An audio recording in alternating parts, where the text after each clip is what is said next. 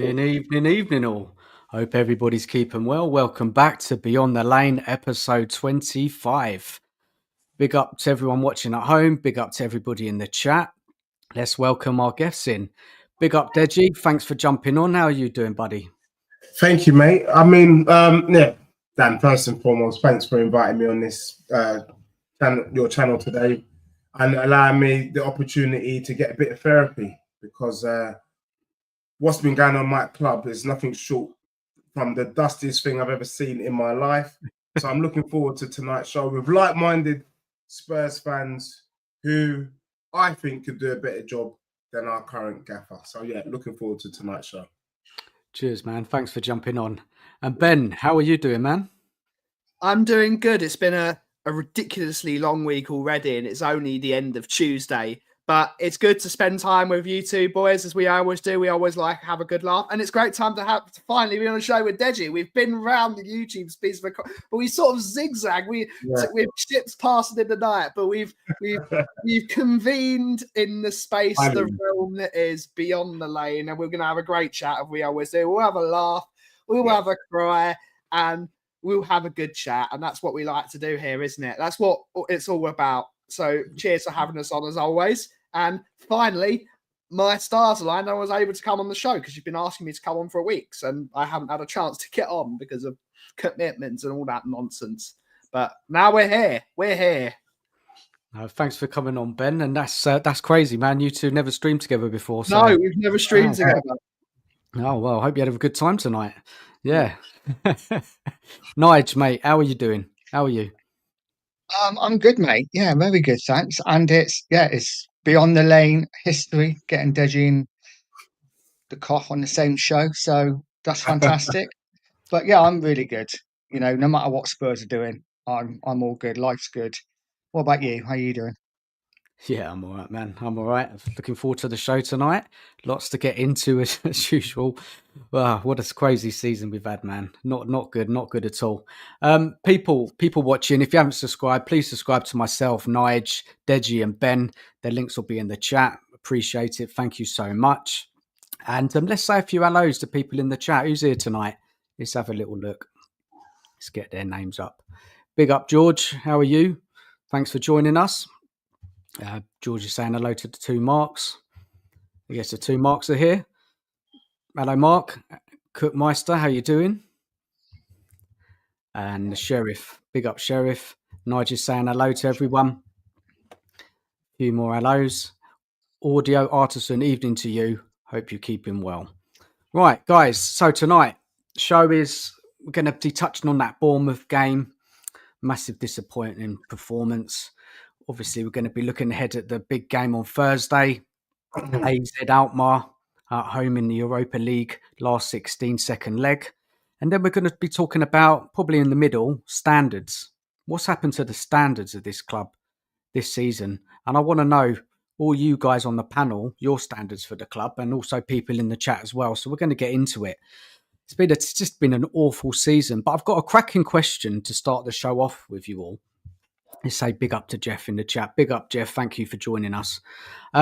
So, guys, let me get this out here now. So how much do you think it is a disadvantage to Ange to not have a kind of like a top player in the team, like Kane or Bale? And, you know, obviously previous managers we've had, Conte, Mourinho, Redknapp, Poch, have always had like a top star. Guys, Deji, you go first on that one. How much do you think that's affected Ange and Spurs and the team? I would say yes and no. So you got to understand that under Conte and Mourinho, I mean, look, let's be real. Kane is for me the best striker in world football, and at the time that they were in charge, he was the best striker in world football. And what was weird about having those two managers was that they were asking the best striker in world football to defend and then hit people on the counter, knowing full well he has no pace. So that was quite odd. But despite that, Kane being the genius that he is, he was banging in goals. Postecoglou said something before Kane left. He said, if you stay in this system, if you stay here, I guarantee you would hit that Alan Shearer target. You'd be banging in goals. And weirdly, I was speaking to a mate of mine, Sean, earlier this afternoon, because I'm not looking at the league table anymore. I don't know if you've noticed that. I've not looked at it this year. But Spurs are the second highest goal scorers in the Prem after Liverpool, which is you just have to laugh. So there's an argument there, if you want to do stats, you know I don't do stats, that maybe had Kane been there, maybe we would, maybe he would be doing the same sort of numbers he's doing at Bayern Munich. The problem is, though, I'm not buying the Kane factor because that team on paper is a lot stronger, I think, than what Mourinho and Conte had to work with. And they're looking very, very dusty. They didn't turn up against Bournemouth. They didn't turn up against Palace. Didn't turn up against AZ. So even if you put Kane in this team, the truth of the matter is no one's turning up. So is he going to get any goals anyway? Probably not. He's not going to get goals with an out-of-form Son. He's not going to get goals with Brennan Johnson, who can't beat a man. He's not going to get goals with Odebear. He's not going to get goals with Maddison or Papsar or Bentancur or Basuma in your midfield. So I think it's a good argument to have. But yeah, I don't think it makes any difference. Fair enough. Good answer. Good answer. Very thorough, Deji. Ben, same question to you, man. You know, the counter argument with this is that, you know, they got a lot of money for Kane, right? 100 million pounds or euros or whatever it is, you know, and then they brought in the likes of Johnson and Solanke. Yeah. Like, you know, that the club could have done much better for Ange, couldn't they? He asked for those two players. He asked for those two players. So the problem is, I do want to agree with saying maybe he needs a top player. I don't think any star player flourishes in this system. This manager seems to have a kink. He seems to get hot and flustered over playing players out of position. And at the end of the day, management is seeing what you've got as the tools and getting the best out of them with what you've got. What he's got is a very good young set of players. You nurture those players. You get your players and you put them in the best chance to succeed. Let's look at the squad as he's got. He's got James Maddison, who before he joined Tottenham was the second most creative English player after Harry Kane. So he's not a bad footballer. Yes, he got relegated at Leicester, but there's 11 players in a football team. He's not the reason that Leicester went down. He's got one of the best up-and-coming left-backs from Italy in Destiny Udogie.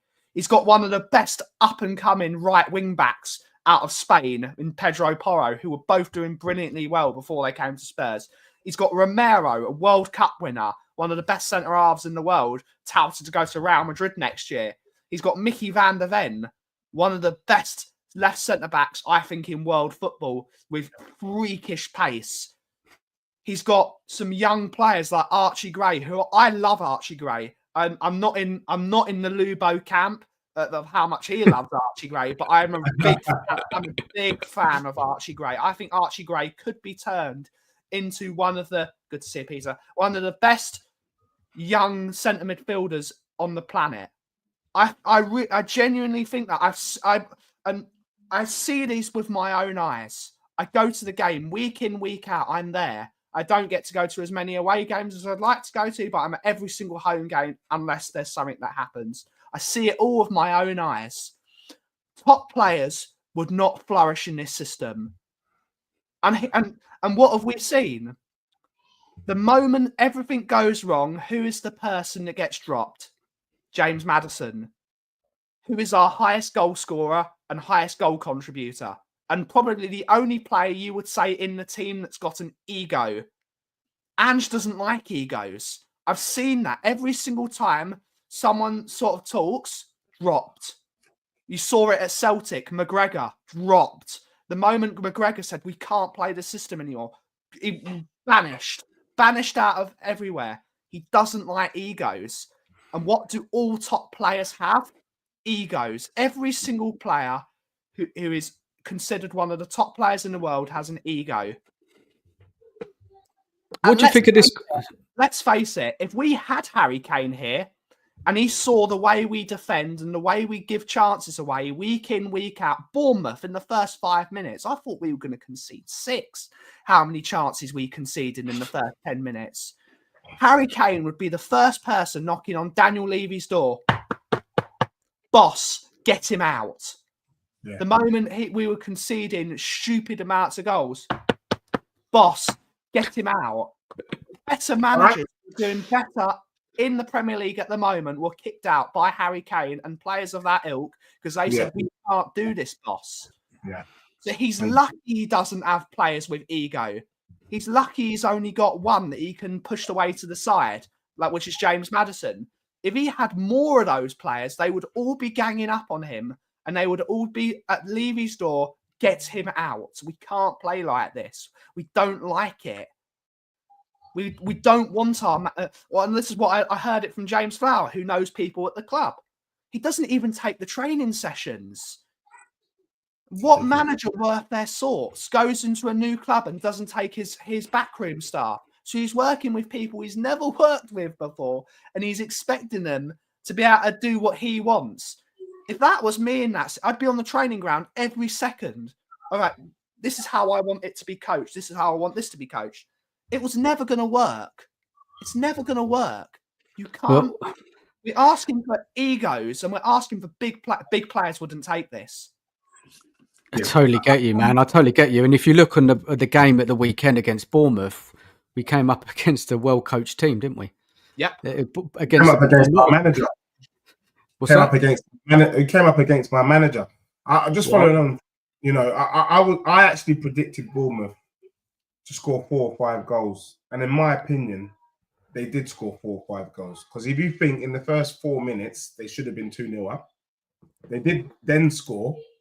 Then they had the offside, which was, you know, I've seen them given, and you know, and they scored another goal. So Bournemouth, in my view, technically pretty much scored 5 bloody goals. So we were, I mean, honestly, we didn't have. They bottled it, Deji. They bottled it. Yeah. Let's face it, they bottled that game. They should have been at. Vicario made a couple of really good saves 10 minutes into the game. They bottled it. I don't think Bournemouth bottled it. I think we were bloody lucky, mate. I mean, that Pape Sarr cross that went in and the pen. Apart from that, we did nothing. I actually asked the question, and I really want my fellow panelists to answer. Did we have a shot on goal? Well, we did. We did. I'll bring the stats up. Let's just we'll get into that in a minute. That header, so tame. I'm not sure. Yeah, it was. You know what I mean? It was the tamest header I've ever seen in my life.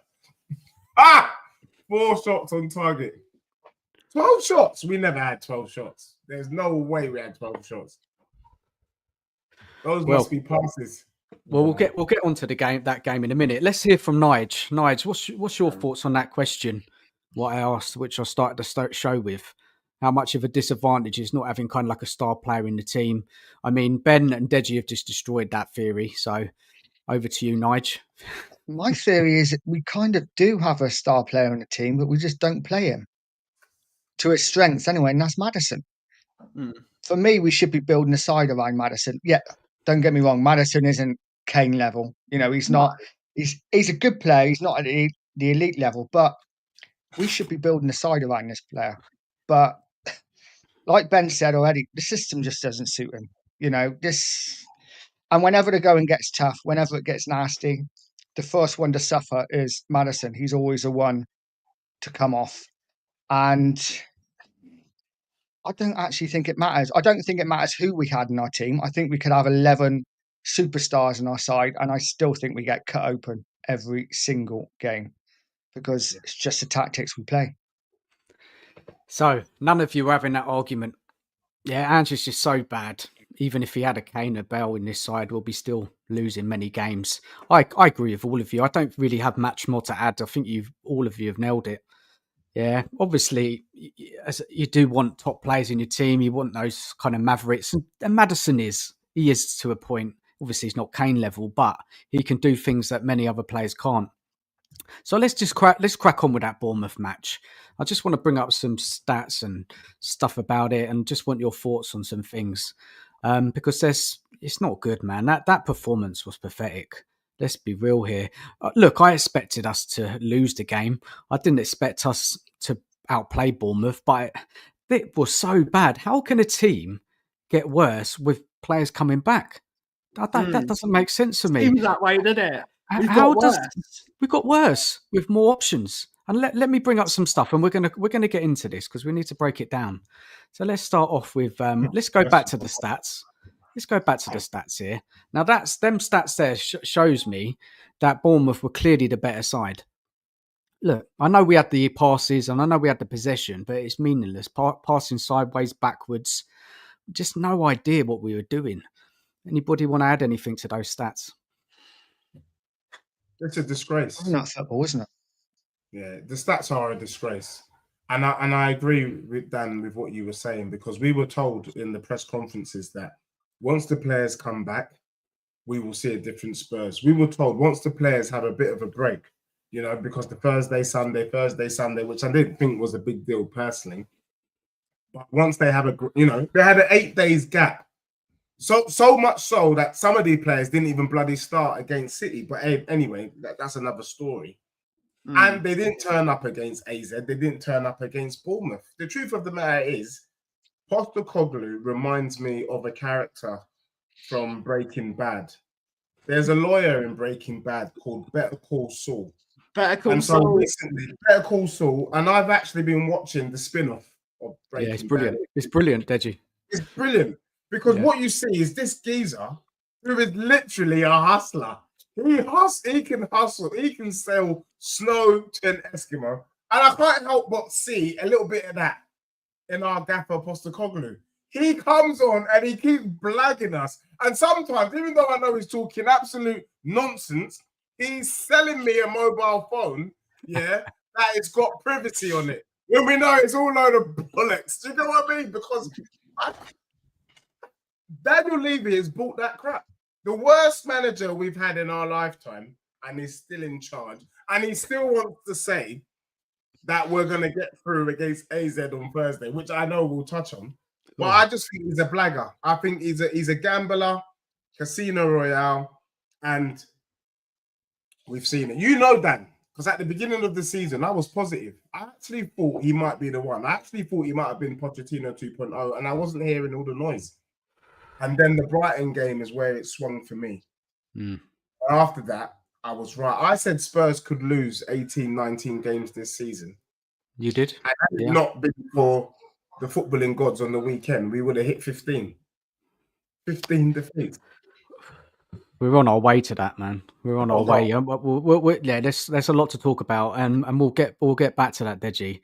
Now, Ben, looking at this lineup here, there's something what's like, if you look at that lineup, what's standing out to you? That's like massively lacking in that team. I said it before the game in the group chat, didn't I, boys? There's no creativity there at all. Nada, zilch, nout. We had no one who could cross a ball for Dominic Solanke, apart from Pedro Porro.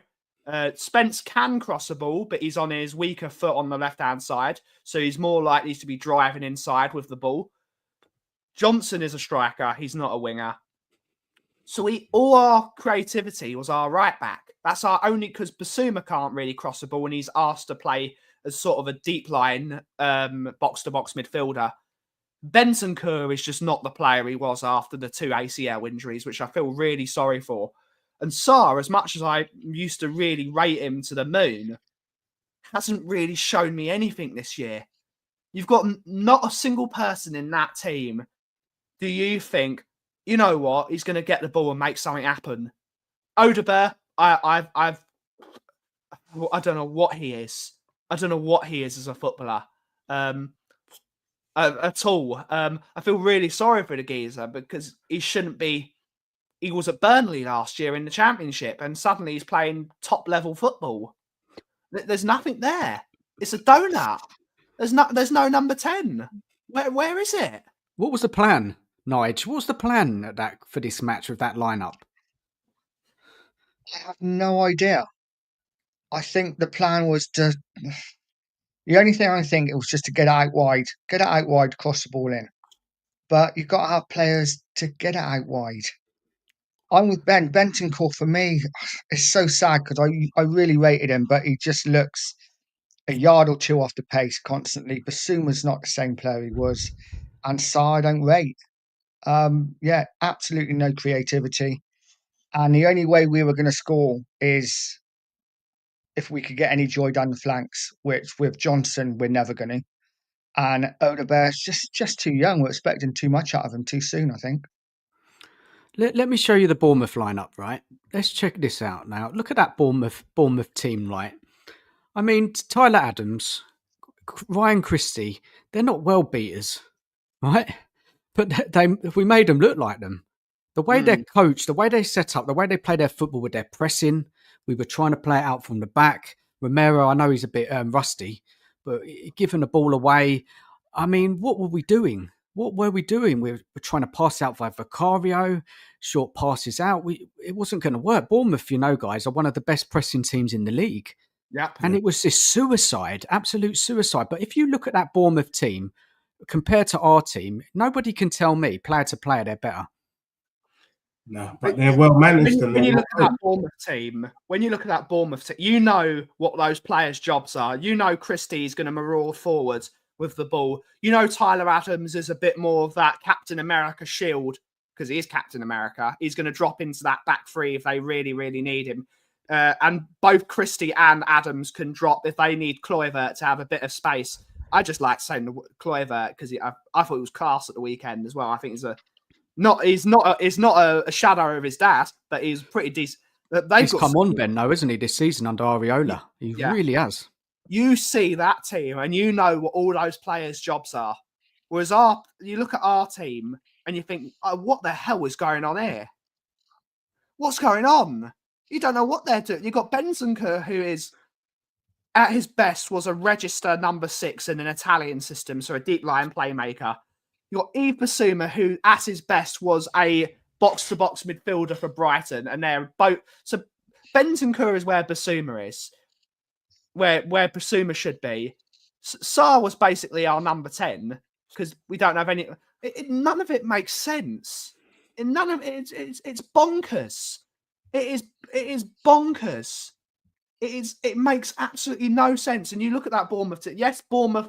They didn't win the game. They bottled it. I'm going to say they bottled it because they should have beat us 4-5-6 just by the chance. They got lucky, Ben. No, we got so lucky. We got very but they bottled it because Kepa sprinted out of his goal. We had no reason to, and took Son out, who was very, very clever. Son of old took the tackle, got the penalty, scored the goal. You don't know what our plan is.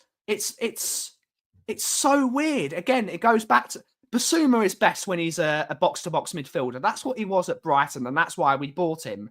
Bentancur is best as a deep line playmaker, which is what he showed at Juventus, which is the reason we bought him, because he was the deep line playmaker next to a more physical player, which is what we had. We had Højbjerg next to him, who was more the physical player, and you had Bentancur, who was the more classy player, and that worked. You had that duo there under that Conte system.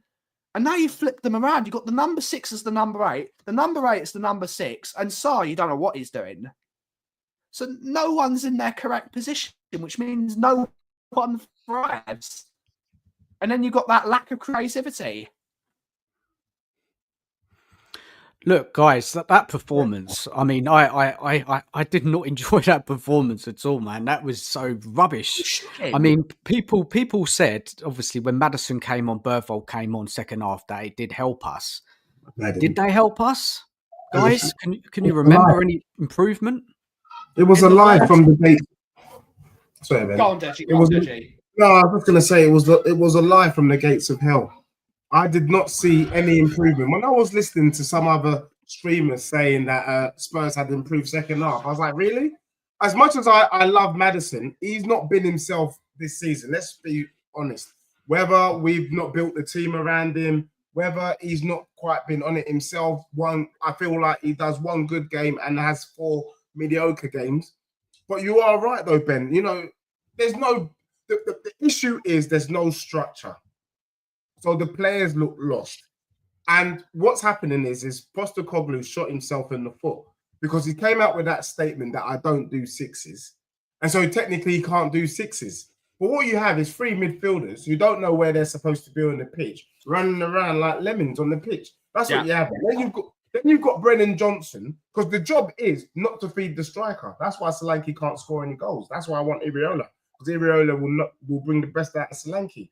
The job is Brennan Johnson to score and whoever plays left wing to score. But Odegaard is not going to score to save his life. Well, at least not this season. And then Son is completely off form. And Brennan Johnson, bless his cotton socks, as soon as someone man marks him, he ain't going nowhere anyway. So, and then what I don't like is what you talked about. I think Archie Gray is a quality player, but I've not liked Archie Gray's performances. I'm not going to stand here and shake my bum. But he's played in the wrong position, Deji. He's been played in the wrong position. And then if you look at a lot of the games that we've lost, it's because of Archie Gray. But you can't blame Archie Gray. I was speaking to a coach who said in football, it's about positioning. It's about your position. But in your position, when you play a position long enough, it's also about instinct. What instinct would Archie Gray develop when he's played left centre-back for most of the season? Then he's played right centre-back for a bit. Then he's played right over three. Then he's played left-back. And then he's played bloody right-back. Of course, he's going to get cooked. You know, and so I just couldn't understand. Then you've got Jed Spence not playing when actually, man for man, when it comes to 1v1, you would trust Jed Spence to do a job on Doku than you would Pedro Porro. I mean, we see this with our eyes. We're not at the training ground. So what is this guy looking at? So I just think Postecoglou is creative. He thinks he knows something. And they say you can't teach an old leopard you can't change old leopard spots or whatever. And I think Postecoglou is that guy. I think his sort of system would work in the French league. It would even work in the Dutch league, where there's weak opposition. There's only probably two other teams competing with you. Everyone else is pretty pony.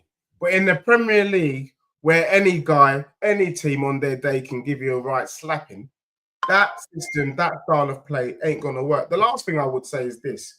I don't know if you've all noticed, but the players look leggy before kickoff. Almost as if they've trained 2 hours before kickoff. And there was a manager, I don't know if it was under Christian Gross or one of these crazy managers who kind of did this. It was Felix Magath at Fulham used to do it. He used to do this crazy training regime. You know what I mean? Those players are knackered, but before they even step onto the pitch, that's why they can't run. That's why they can't do anything. And that's why this man needs to leave. Look, let's have a look at the average player positions there, right? So look, again, high line from Spurs, Bournemouth as well, playing a high line, probably even a little bit higher than us. Look at this. Look at this. And do you know what? Look where Wilson is, number 28, his average position. What's he doing there throughout the game? He was there. What was Ange trying to do? Play him as a striker? Trying to play him up front with Solanke? He's supposed to be a winger. Solanke's the number 10 in this system, boys. He solved it. Let's go home. He solved it. You've got our best number 9 as a number 10. You've got our left winger who as a number 9. You've got our second striker who should be playing as a second striker, playing in midfield for what it looks like from that diagram. It's bonkers. It's bonkers. Nuts. I don't get it. What is that? What is that? Nige, what do you think of that, mate? I know you don't like these sort of statistics and stuff, but just looking at that, it tells me that we kind of like playing more down the right than we do down the left. I don't know. It's a difficult one because Odegaard looks like he's a striker there, and who was number 8? Is that Basuma? So Basuma was then 6, I guess. Yeah, he was, and Bentancur and Sarr further ahead. Yeah, it's just a mess. The whole team is just a mess, and that just sums it up. And the attacking momentum, look at that. Bournemouth had a few consistent attack. But Bournemouth, for me, I think they were playing on the counter. Didn't you think, guys? I think so as well. They're just playing on the counter. Yeah. Because they didn't have possession, but they always looked dangerous. They created so many chances. And you look at us. We had a little period after the beginning of the second half where we pushed them a bit. But then Bournemouth had a go again, and then they had another go. I mean, I don't know how we got away with that, to be honest. That was... what that graph tells you is the two most important words in football. Game management. Bournemouth know they've got loads of games and they've got loads of injuries. So they play in little pockets to maximise the fitness of the team. Because let's face it, guys, Bournemouth have more injuries than us, and they've had more injuries than us the entire. So we're all going, oh, look at the injuries, guys. Look at the injuries. Look at the injuries. Look at the injuries. Bournemouth have more injuries than us. But what that graph tells you is Iraola's seen that and said, I can't do what I want to do 90 minutes of a football game because I will kill more of my players. So they play in little pockets. Okay, we have a bit of a spell here. Take the foot off the gas, manage the game. When they've got a bit of steam back in them, they go again. Rest again. Steam, rest. And it almost came off. They had two massive mistakes, and that cost them the 3 points. That is football. That's football. It's what happens. But that shows that they're managed, whereas we're 100% all the time, which is why we break down. As Deji said, we looked leggy before the start of the game. Because I think we do. We in training, we do play to game conditions, which is probably not right. Do you think that was like a kind of a job interview for Iraola, that? No, I don't think so. I think personally, I think Iraola's got higher, bigger fish to fry than Tottenham. It would be a good stepping stone for him. I think it would be a good stepping stone for him before going to a bigger club, just like Pochettino before he wanted to go to. But of course, Pochettino faltered because squad management and players that wasn't given, and players did the dirty on him. But it's what happens. I think Iraola could use us as a stepping stone. I don't think he will need to. I think a bigger club will come in for him because they've seen what he can do with the resources he's got. And like you said earlier, those Bournemouth players are not better than Tottenham players. Man for man, they're not better. I don't think so. I predicted Spurs would finish 5th and win the Europa League this year. So shame on me for being a happy clapper. Shame on the coffee. No, but we should though. I think under Iraola, we do that. Udogie is better than Kirkes if Udogie comes back to his senses. But at the moment, sure about that, Deji. That bloke on the left, man, he looks solid. Yeah, but when last season, Udogie looked like he was going to be Ashley Cole 2.0. Probably. What's happened to him, man? What's happened to that guy? Since he got done by Minty Breath in that Brighton game, mate, he ain't been the same. That's the honest truth. But I also think he's struggling to play that system. What Pochettino was able to do, what Iraola is able to do, is they're able to take average players and make them something. Semenyo came from Bristol City. Yeah, that's him. He's quality. Yeah, quality. I look at him. He's better than Brennan Johnson all day long. You don't even have to look too hard. So I do think under an Iraola, maybe Udogie comes back. Maybe remember Pedro Porro at Sporting Lisbon ain't the Pedro Porro we've got now, and he was.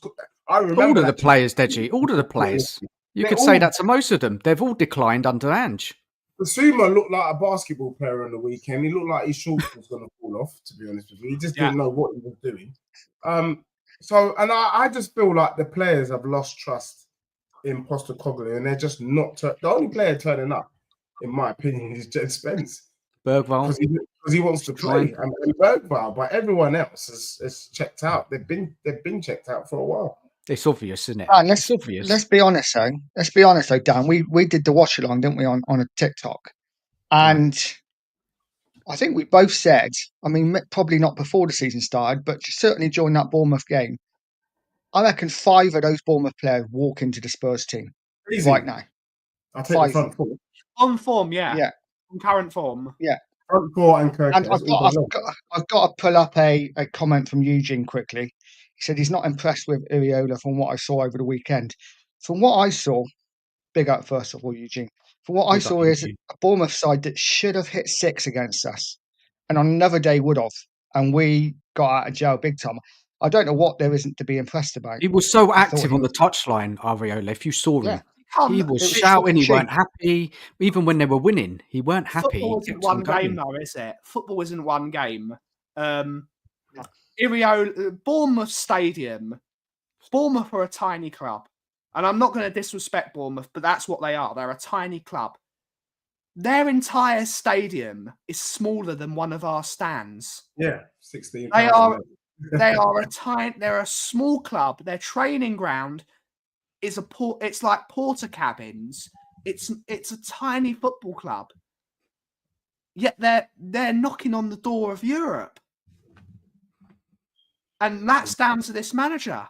Before that, what were Bournemouth really? Gary O'Neill had them in the bottom 10. They weren't doing that great.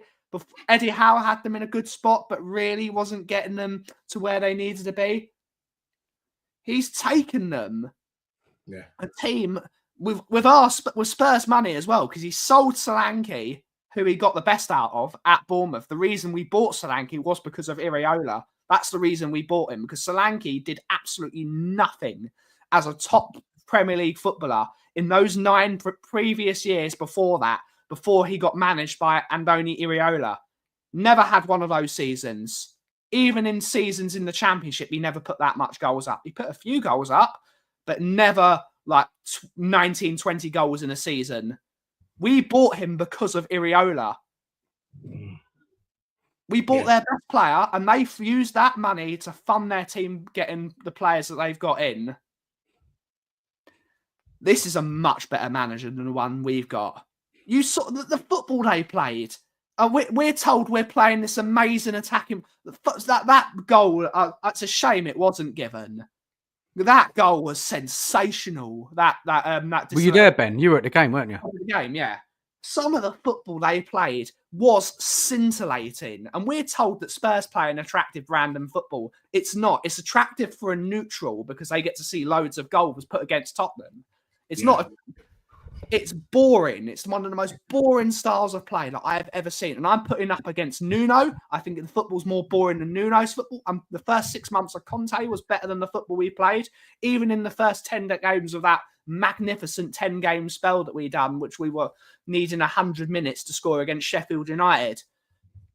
The first 6 months of Conte, much better football. Some of the football we played under Mourinho, like that 6-1 game against Manchester United when we absolutely pelted them during COVID. We played some unbelievable football. And we're told this Ange football is exciting. Bournemouth were a much better side to watch. As a football fan, I was very entertained by the way Bournemouth play football. Yeah. And you saw it earlier in the season when they had the majority of their players fit. They slapped us. They slapped us at their ground. They battered us. Mm-hmm. I agree.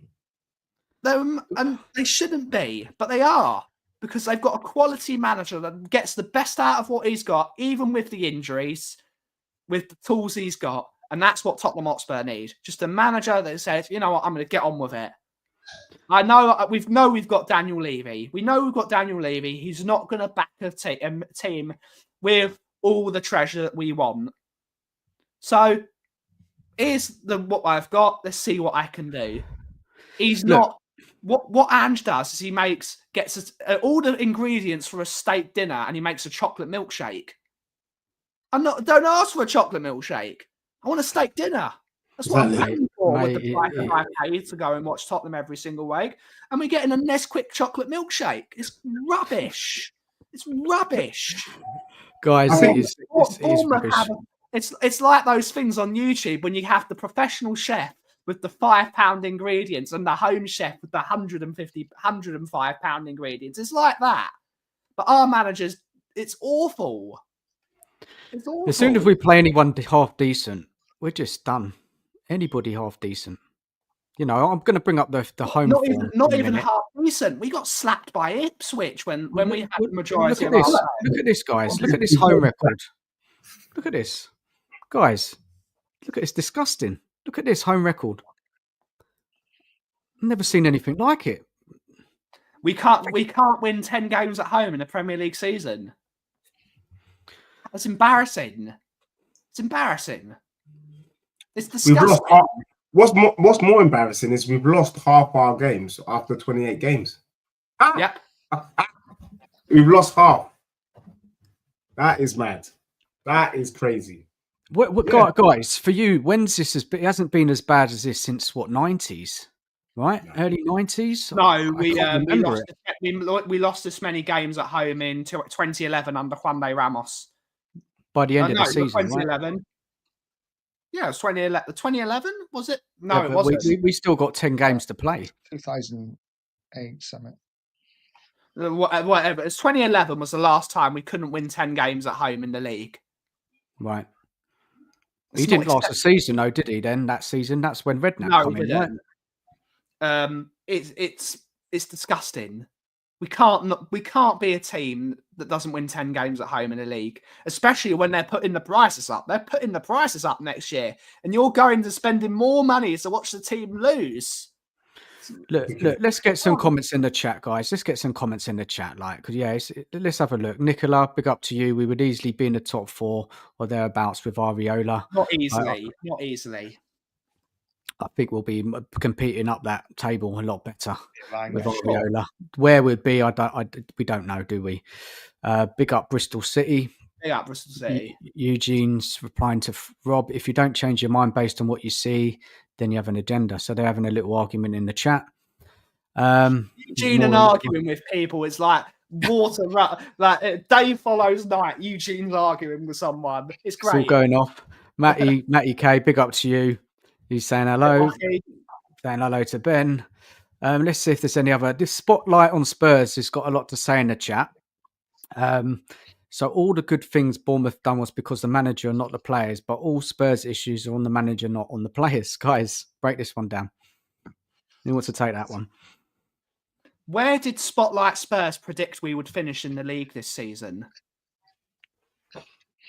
I'm going to ask you the question. Where did you think Spotlight Spurs we would finish at the beginning of the season? I predicted 5th.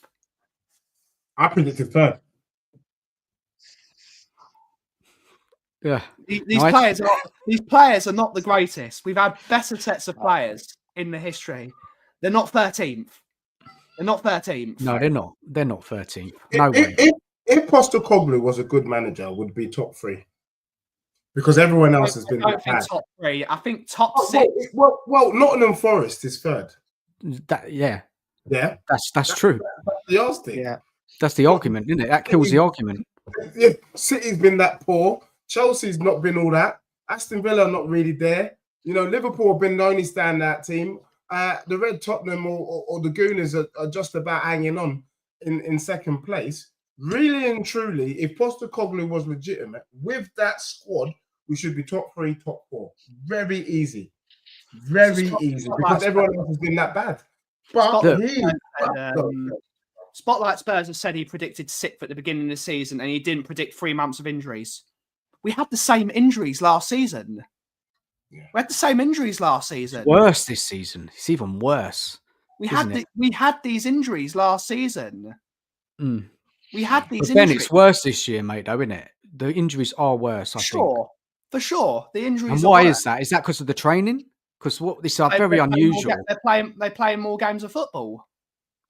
And they're training them too hard in the training, right? It must be. It's a freak. It's a freak. How many injuries we had? And it's down to Ange. It must be. Nige, what do you reckon? There's no doubt that the injuries have been slightly worse this season. You know, we can't get away from that. But we've been just as poor when we've had our 14 as to when we've been playing squad players. Oh, it's got nothing to do with the injury. Yeah, it doesn't help, of course. It doesn't give Ange the rope to pick and choose. But I don't think the injuries have been the reason why we're down in 13th place. This season's been a massive missed opportunity now. You know, Deji, when you say, Nottingham Forest up there, Levy should have sacked Ange 2-3 months ago and got a decent coaching. And maybe it had been a bit too late then, but this season, man, what a waste. Absolute waste Waste of my life this season. It is a waste, but it makes logical sense. And let me take your mind back. And sometimes I think Spurs fans, be careful what you wish for. Sometimes it's better to just die on your sword and just be honest. Now, all this kerfuffle has come about because there's a large section of the Spurs fan base that want to lie and say that Mourinho should have taken the final against Man City in the Carabao Cup a few years ago. Now, I'm going to be honest with you. I was one of the Spurs fans saying Mourinho needed to go, and he needed to go before that cup final, simply because we're in a similar situation to now.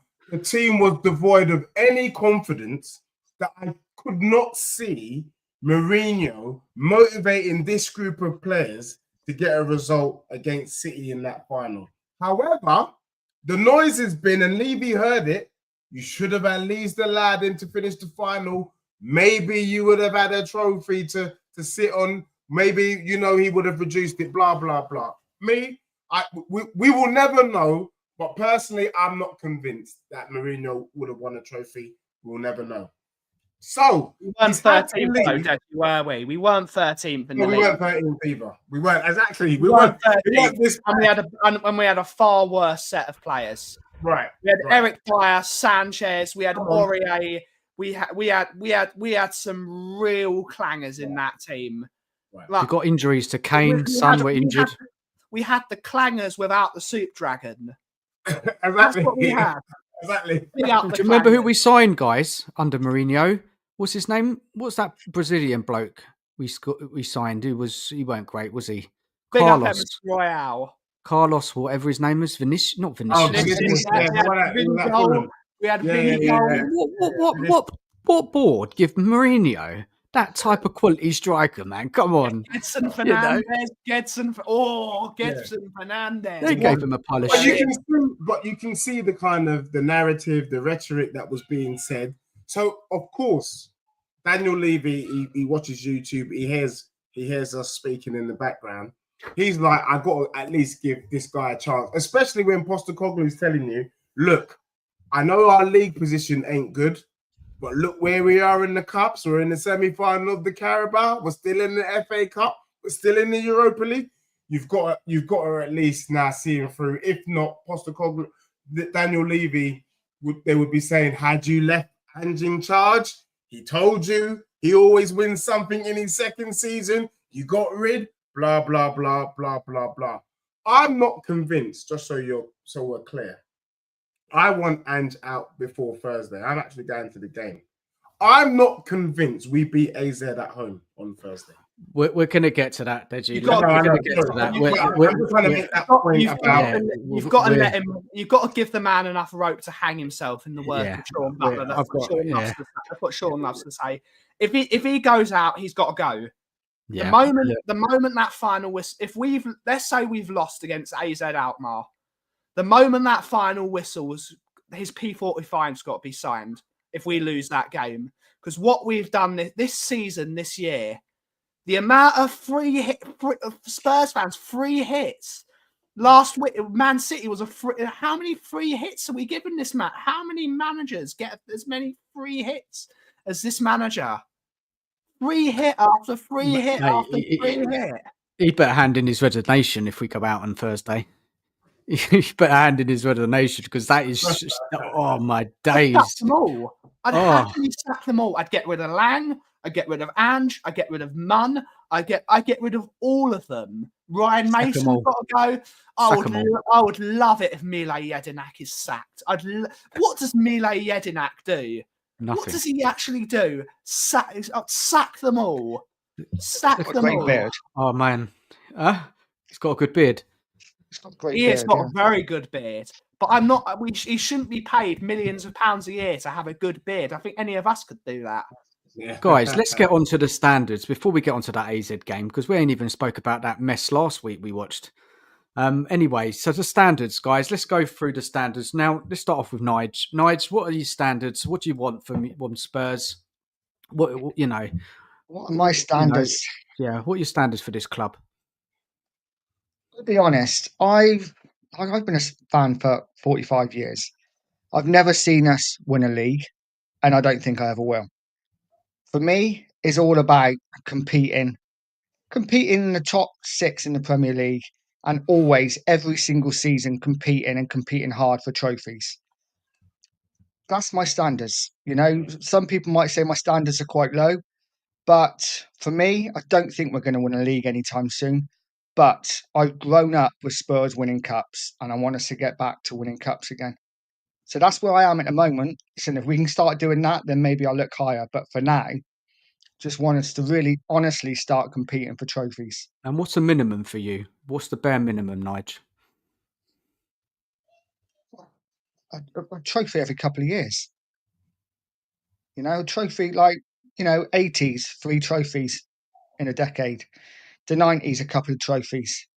I'm expecting 2 or 3 trophies every decade. Minimum. Yeah.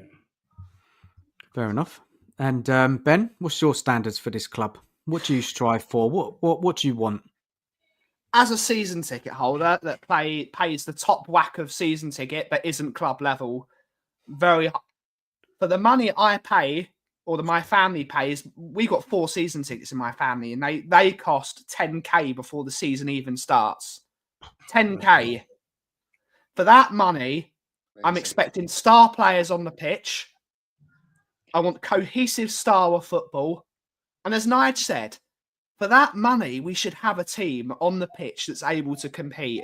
When you go to a top tier restaurant and you pay loads and loads of money, you expect good food. And if the food's crap and you've spent £40 on a steak and the steak's crap, you send it back and you say, this is not acceptable. I've spent £40 on a steak and you can't cook it properly. We are paying the highest prices in the league, and the product we get on the pitch is disgusting. It's disgusting. Not even 10 wins in the league. You can't win every game of football. I'm not asking them to win every game of football. But there should be a team that's good enough on the pitch and a manager in the dugout that's good enough to win almost every game at home. You're not going to win every game at home because you've got some really top teams. You've got teams like you've got them lot down the road. You've got Chelsea that are in the ascendancy at the moment. They're 4th position. You've got Nottingham Forest that are playing well this year. You've got Manchester City who are Manchester City. They will be back next year. If they back up there at Liverpool, I think I've said Liverpool. You've got some really good sides in the Premier League. You're not going to win every game. But you want to see a team that's capable of winning every game. My season ticket was half the price at the old White Hart Lane, and we didn't lose a single game at home in the last season. That's what I expect. I want a team that's capable of going an entire home Premier League season unbeaten. If you don't, you don't. But for the money we pay, I want to see some stars. I don't want to see Odebears. I don't want to see Brennan Johnsons. I don't want to see Bergvals at the moment. I don't want to see 18. I don't want to see a nursery team. I want to see top quality players on the pitch for the money we pay. I don't think that's a lot to ask. I'm not going to go as far as Nige and say two to 3 trophies a decade. I've never seen that. I'm a 95 baby, so I was 4 when we won the League Cup in 99, and I was whatever I was, so 95. So I was 13 on the year we won the League Cup. So I saw that at least.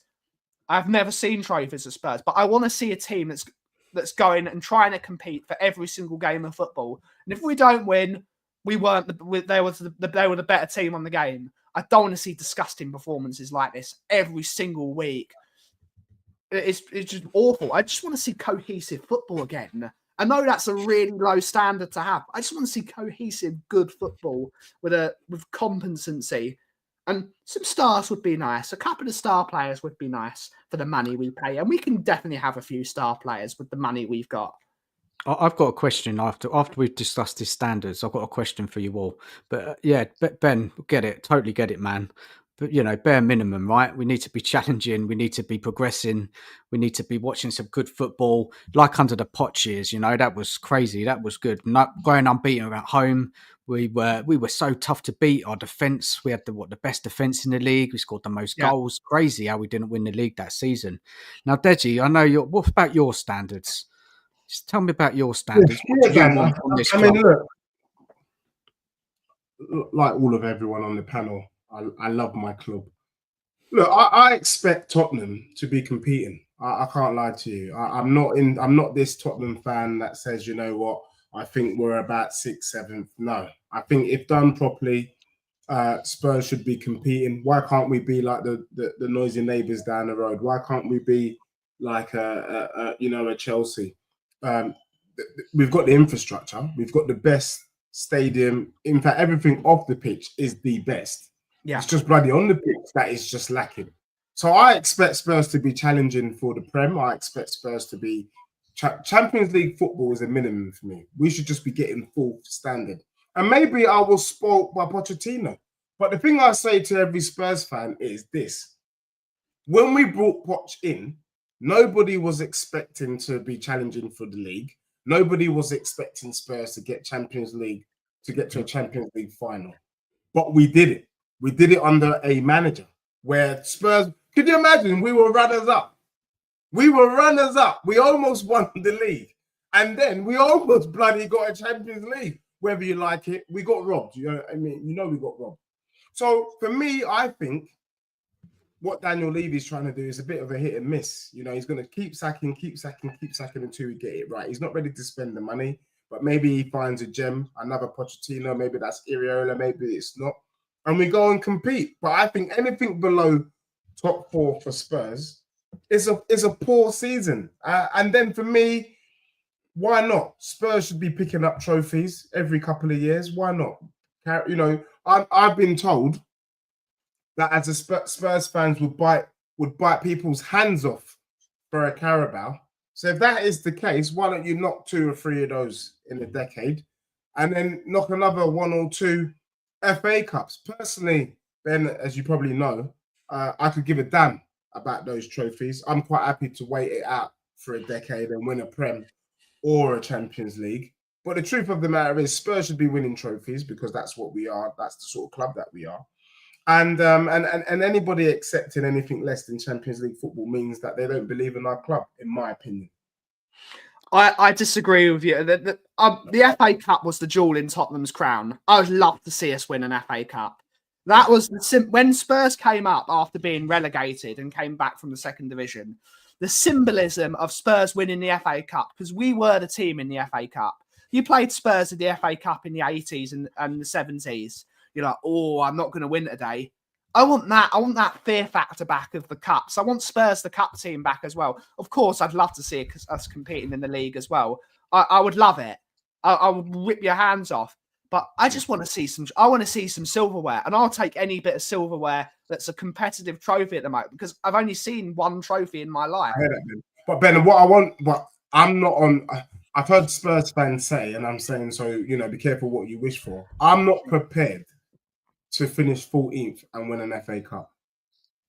It's not good enough. Not good enough. We should be able to do both. No.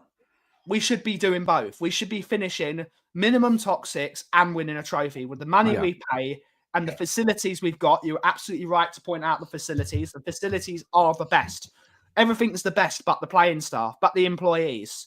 There's no point. I've worked in coffee my entire life, and there's no point having the best La Marzocco coffee machine. There's no point having the best Malconic coffee grinder, the best fridges, the best worktops, the best flooring even, the best cleaning products. There's no point if you don't have the person that knows how to use them. Yeah. That's why you've got to have good employees as well. And our employees that we've got Sophie Smith in the house is saying he's had his hands. Why did he do what he did for the Australian national team then when he wasn't back, which is walk away? That's what he did. That's what we were told by the Ange fans. The Ange fans, they said, if he's not happy, he'll walk away. You're right. Rubbish. You're right. Everything they've told us about him is rubbish. It's rubbish. He says, Right. I've got a big club now. I've got an enormous football club under my tenureship. I'm not giving that up because he knows as a 59-year-old manager, he's not getting another big club ever again. He's never getting a big club because they've seen what he's done. He's never getting a big club again. The only way is down. He's not going to get a Man City. He's not going to get an Arsenal. He's not going to get a Chelsea. He's not going to get a Villa. He's going to get either a mid-table Premier League job, or he's going to be in another league, like Deji said earlier, a Liga, an Eredivisie, maybe a Bundesliga even. He's never going to get a job as big as this again, earning this much. This is his highest paid job that he's ever been paid, £5 million a year. He's not going to walk away from that. So they're lying. If he really cared about that transfer window and he really didn't like the transfer window, why didn't he walk away? He said he was happy with it. He said he was happy with it. He was telling fans on the plane. I believe him, though. When fans said, he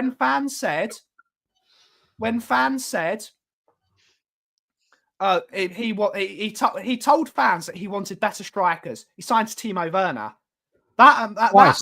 Twice. At that moment, if Ange had said, "Nah, I'm not having this. I'm walking away," I'd be like, "Ange, you are my hero. You are the best manager we've ever had because you've got standards. You've got standards." Conte, people say Conte was he walked away, which is why his staff still stayed there. He walked away. He said, "I can't deal with this. I'm ripping up my contract. I don't want to do this anymore. I can't do this." Ange sits there. He laps it up. He laps it up. The only way is down. The only way is down. Right, let me have my say. Now, this second part of Sophie's comment here, Levy sets it up for failure every season and changing this manager won't make a difference. I get that. Look, we're never going to really, truly challenge until Levy either changes massively, which I don't think he'll ever do, or he leaves. But what we can expect as Spurs fans is at least have a decent coaching and get the best out of the players that are given to him.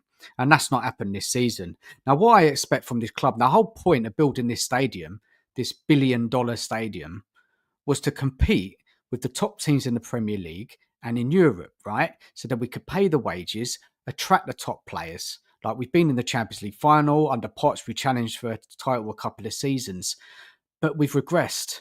Yeah. Levy, he brings in Mourinho, he brings in Conte. You're thinking, okay, that's good, but you're not giving him the players that he needs to challenge at the top end. Yeah, not breaking the wage structure. So I demand us to challenge, right? I want to see us win leagues. I want to see us win Champions Leagues. I want to see us win cups, FA Cups, Carabao Cups. I want us to bloody try, right? At least have a board there in charge to see that they want to win on the pitch. And we're not seeing that under Levy. And fair play to these protests. I'll be getting down there on the 6th and we're going to have to keep pushing. And this protest needs to keep going and going and going until something changes because it's disgusting this season. Yeah. Absolute disgrace. Yeah. Daniel Levy and this board have been winging it for years. 24, 25 years, one trophy. The evidence is there. Now, I do question some of the fan base's standards, right, for accepting this. People pay a lot of money to watch Spurs and they keep going. And I get that. It's their love of the club. Yeah, but why aren't more people challenging this failure? And I'm hoping that these protests, Change for Tottenham, really rallies as many fans on board of this. It's so, so important. But go on, Deji. No, I was going to say the reason, Dan, why they're not challenging it is because, unfortunately, we are living with a fan base that is living life on a bit of a wing and a prayer. And I'm going to put my hands up and say, yes. I, at the beginning of the season, was saying, if it's good enough for you, it's good enough for me. And what did that mean? I was looking at the Red Tottenham, the Spicy Spurs, Scotch Bonnet FC, Red Hot Chili Peppers, and the fact that in their second season, they finished 8th, and then they finished 8th again, before Arteta was able to kind of get it right, and they kicked on. And I think deep down, secretly, we are hoping that we're going through a similar journey. He might get it wrong this year. He might get it wrong next year. or maybe he gets it wrong this year, and then we're hoping that Postecoglou will kick on, and all of a sudden it clicks with the Spurs players, no injuries, and we're flying in top 4. I will say that is a wing and a prayer. There is nothing to suggest that next season we will be much more improved. And so therefore we are playing a risk with our club. Are we going to risk keeping Postecoglou in charge and making things worse? Or are we going to use our eyes and say, you know what, it ain't working. The stats say it's not working. Our eyes say it's not working. So we need to get rid. I think Spurs fans are so jaded by the fact that it's never worked. They think we got to give him a chance. The other thing I would say is just because it hasn't worked doesn't mean it ain't going to work. People banter me, Spurs will never win a trophy. They'll never do this. They'll never do that. Who would have thought that Nottingham Forest would be in the top 3 after 28 games? You didn't see it coming. I didn't see it coming. In fact, we laughed them off when they brought 21 players in. We were saying, stupid mugs, brought in so many players and they're not clicking. The thing is, that's football. It's so weird. You know, anything can happen at any moment. So no one can tell me nothing. So look, and that is under Nuno, who people have asked me, would you take Nuno back? I'll probably say no.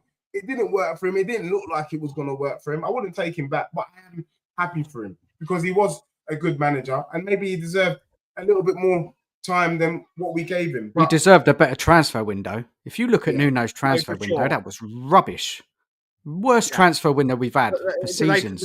They took so long to get him, didn't they? They took 59 days to get him, and then they gave him a hash of a transfer window. All they gave him was Romero. That was it.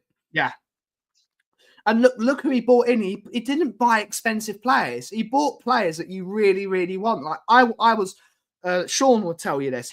I was desperate to get Milinkovic. I think Milinkovic is a very good centre half, and I loved watching him at Fiorentina. Clever signing. Clever signing, 11 million. He's already got players like Morgan Gibbs-White.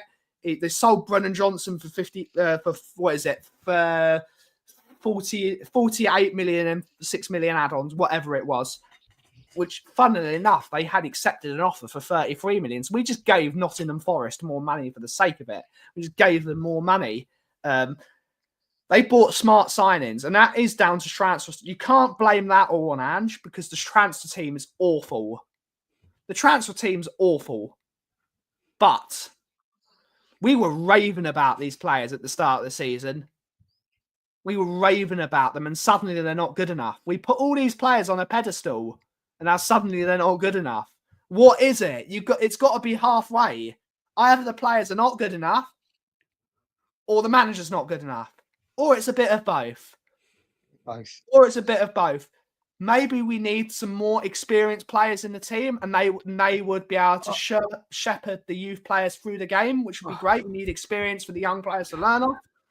But maybe if we had a manager that saw, you know what? If I coach these boys, especially now we've got all our players back, if Danso drops to the bench against AZ Alkmaar, I'm going to be furious. I think Danso's been all right. But Ange is the type of manager. He's the type of bloke that would drop Danso and play Romero and Van der Ven against Alkmaar.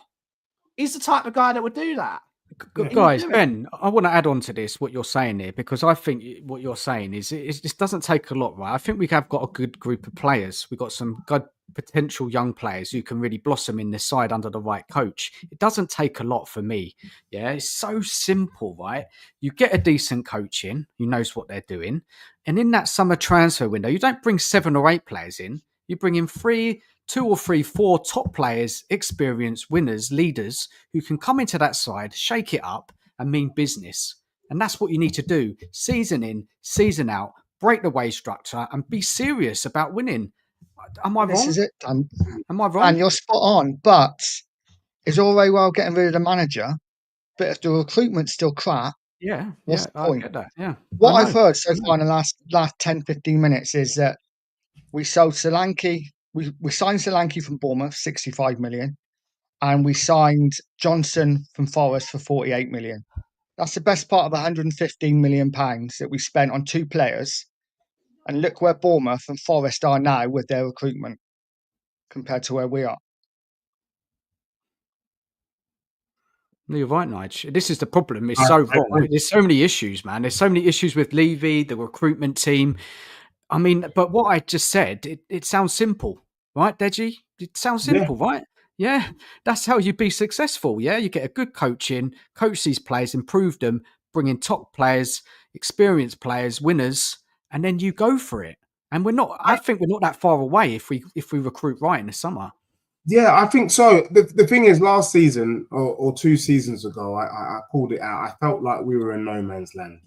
We call ourselves a Big Six club. We brought in a top 6 manager in Mourinho and Conte. We brought them in, and then we weren't ready to spend the money on the players. So that was a bit dumb. And I actually said, I don't mind Spurs just finding their identity. If you don't want to spend big, you don't have to spend big. You can be successful without spending big. But are we prepared to spend 2 million on a Enciso or a João Pedro or a Belaba? But Spurs don't want to do that either. So they didn't want to take a gamble on new, fresh talent on the continent, but they didn't want to spend big. So we were left in no man's land. And then we went for Postecoglou. I think, genuinely speaking, Levy's just got it wrong. He thought Postecoglou, remember, he was our 4th choice anyway. He did want Arne's slot. Postecoglou isn't the guy. Sack him, bring in someone else. I've been calling out all season. There are 2 managers after Poch who I considered before Postecoglou. Marco Silva and Iriola. Now, they're not world beaters, but they are managers that have proved They're that competent managers. Yeah, they're competent. And Pochettino, when we brought him in, he was no Conte. He was a competent manager at Southampton. Do you know what I'm saying? Yeah. So all I'm asking for is a little bit of competency. Look what he's done to Fulham. Fulham are a good bloody side. They're a good team. That's all I want. And with better players and more money, and let's see what happens. That's football. Daniel Lee, like I think even Postecoglou said, even when you buy players, you're not sure whether they're going to perform. Every transfer's a risk. It's a risk. And every manager's a risk. But as soon as you know it's not working, get rid, bring someone else in. We keep doing that until it works. I was saying to some Liverpool fans yesterday that as much as you're shaking your bum and you're giving all the credit to Arne Slot, the honest truth is, had everyone else been normal, i.e. City normal, Arsenal normal, Chelsea normal, United normal, they would not be top of the league. And it so easily could have been Eric Ten Hag down there. Liverpool, as good as the season they had, it could have been royally shit. He's a very good manager, though, and Klopp left him a very good. And Liverpool's recruitment team for years has been fantastic. Yeah. You can't ignore that as well. Spot on it as the recruitment for Liverpool. The most important thing is Scott Mann needs to be sacked as well. Scott Mann is horrific. He is not a football guy. Useless. He is horrific at managing a football. What does he do? I personally think that Levy, I don't even think Levy's in charge of football, maybe. I think Scott Mann's in charge. And Scott Mann is one of Ange's mates. He's the guy that brought him in. Yeah. What was Scott Mann before he came to Spurs? He was at the City Group, expanding, he was in charge of multi-club. That's what Scott Mann was. Wasn't it the Olympics or something he was involved in? That was before the City Group. Before the City, he was part of the Olympics in Australia. I don't know which city. One of the Australians in the chat will tell us which. He's not a football guy at all. He's a businessman. He's about acquiring clubs and building up clubs. That's what he's good at. It's what he did at the City Group. And we've brought him in and expecting him to do football. He's useless at football. Yeah. He's useless. And whether you like him or not, look how much better Paratici was. Much better players. Much better players under Paratici. Much better. Much better. And now we've got Scott Mann is useless. Get them all out. Sack them all. I agree. Now, let me put a different take on this now. So we all talk about standards, right? And we've been talking about all of our standards, people in the chat standards, right? Levy standards. What about Levy? I do not think, even though we can't stand Levy, I don't think he's going to be happy with how this season's gone. No. You know, Levy's bare minimum is challenging for Europe, right? Some kind of European competition. Yeah. He will be looking at this and thinking, look at the teams above, Nottingham Forest, Brighton, Bournemouth, Fulham doing better with spending less money. I can't see how Ange, and Sophie's put it in the chat here that, she thinks he may be here. I can't see how he can be here when we're on record-breaking 19-20 defeats possibly in the league, which takes us back to 2003, 1991 seasons. I just can't see how this guy can survive this season. Well, he can survive if he wins the Europa League. Yeah, but Deji, come on, man. Yeah, I mean, I don't expect him to, but let's say in the unlikely event that he was to win the Europa League, he's in charge. It's a default. It's a default. Yeah, default. He gets it by default. Yeah, and I get that. I can accept that. But you know what? I would go as far as to say, and we talked about standards earlier. That is low standards from Spurs. He wins the Europa League, and he's in charge at the beginning of the next season. You've seen Chelsea win trophies and sack the manager straight after. But we would keep him in charge, you know what I mean? And that's standards. Go on. They sacked Rafa Benitez after winning the Europa League. Do you know what I'm saying? Yeah. That's the standards. That's what we're talking about. We Spurs fans, he gets 3 months of the beginning of the next season to really, really put us in a relegation dogfight. Do you know what I mean? And that's the worrying thing. Sophie, I don't see any improvements in this team. I'm really struggling, Sophie. I know. Please tell me what you've seen. What have you seen? And has any players got better? No. Are we playing better football? No. Are we looking worse? Yes. Yeah, we're 13th in the league, out of both domestic cups, out of the FA Cup in a whimper. Yeah, I can't see anything what Ange is doing to make me feel that okay, maybe give him one more season. The recruitment is awful. I get that. They have not backed him. I get that, but he should have stood up to them. So I'm thinking we need to try another coach in the summer and go again and just pray that the recruitment improves. Sack the whole recruitment team, like you said, Ben. Sack them all. Bring in some proper scouts as well and scout some good players. We only have 6 scouts globally. That's so low, isn't it? We should have 6 just for London. Yeah, that's so low. Real talk. We should have 6. We only have 6 globally, and like we do with the rest of our bloody club. We outsource the medical team as well. We outsource the medical team. We should have 6. We should have far more scouts looking at every single nook and cranny on the planet to see where these good, talented players are. We should spend money on scouts. Sophie's just. They compared Ange to Bill Nicholson. Shut up. If Bill Nicholson saw the way that Ange talks to reporters, he would take him to the nearest bathroom by his ear, and he would. I think she's on a wind up, Ben. That's not serious. That's not a serious comment. It would be washing his mouth out with soap and saying, "Don't you dare disrespect the job of manager in Tottenham. Don't you dare do that. You're in a privileged position of being the manager of this great football club. You don't act like that." He would not stand for rudeness. He wouldn't stand for it. He wouldn't stand for it. And also, Bill Nicholson built one of the best defences you'd ever seen with Dave Mackay and Danny Blanchflower. He cared about defending. Ange is the biggest excuse maker I've ever heard.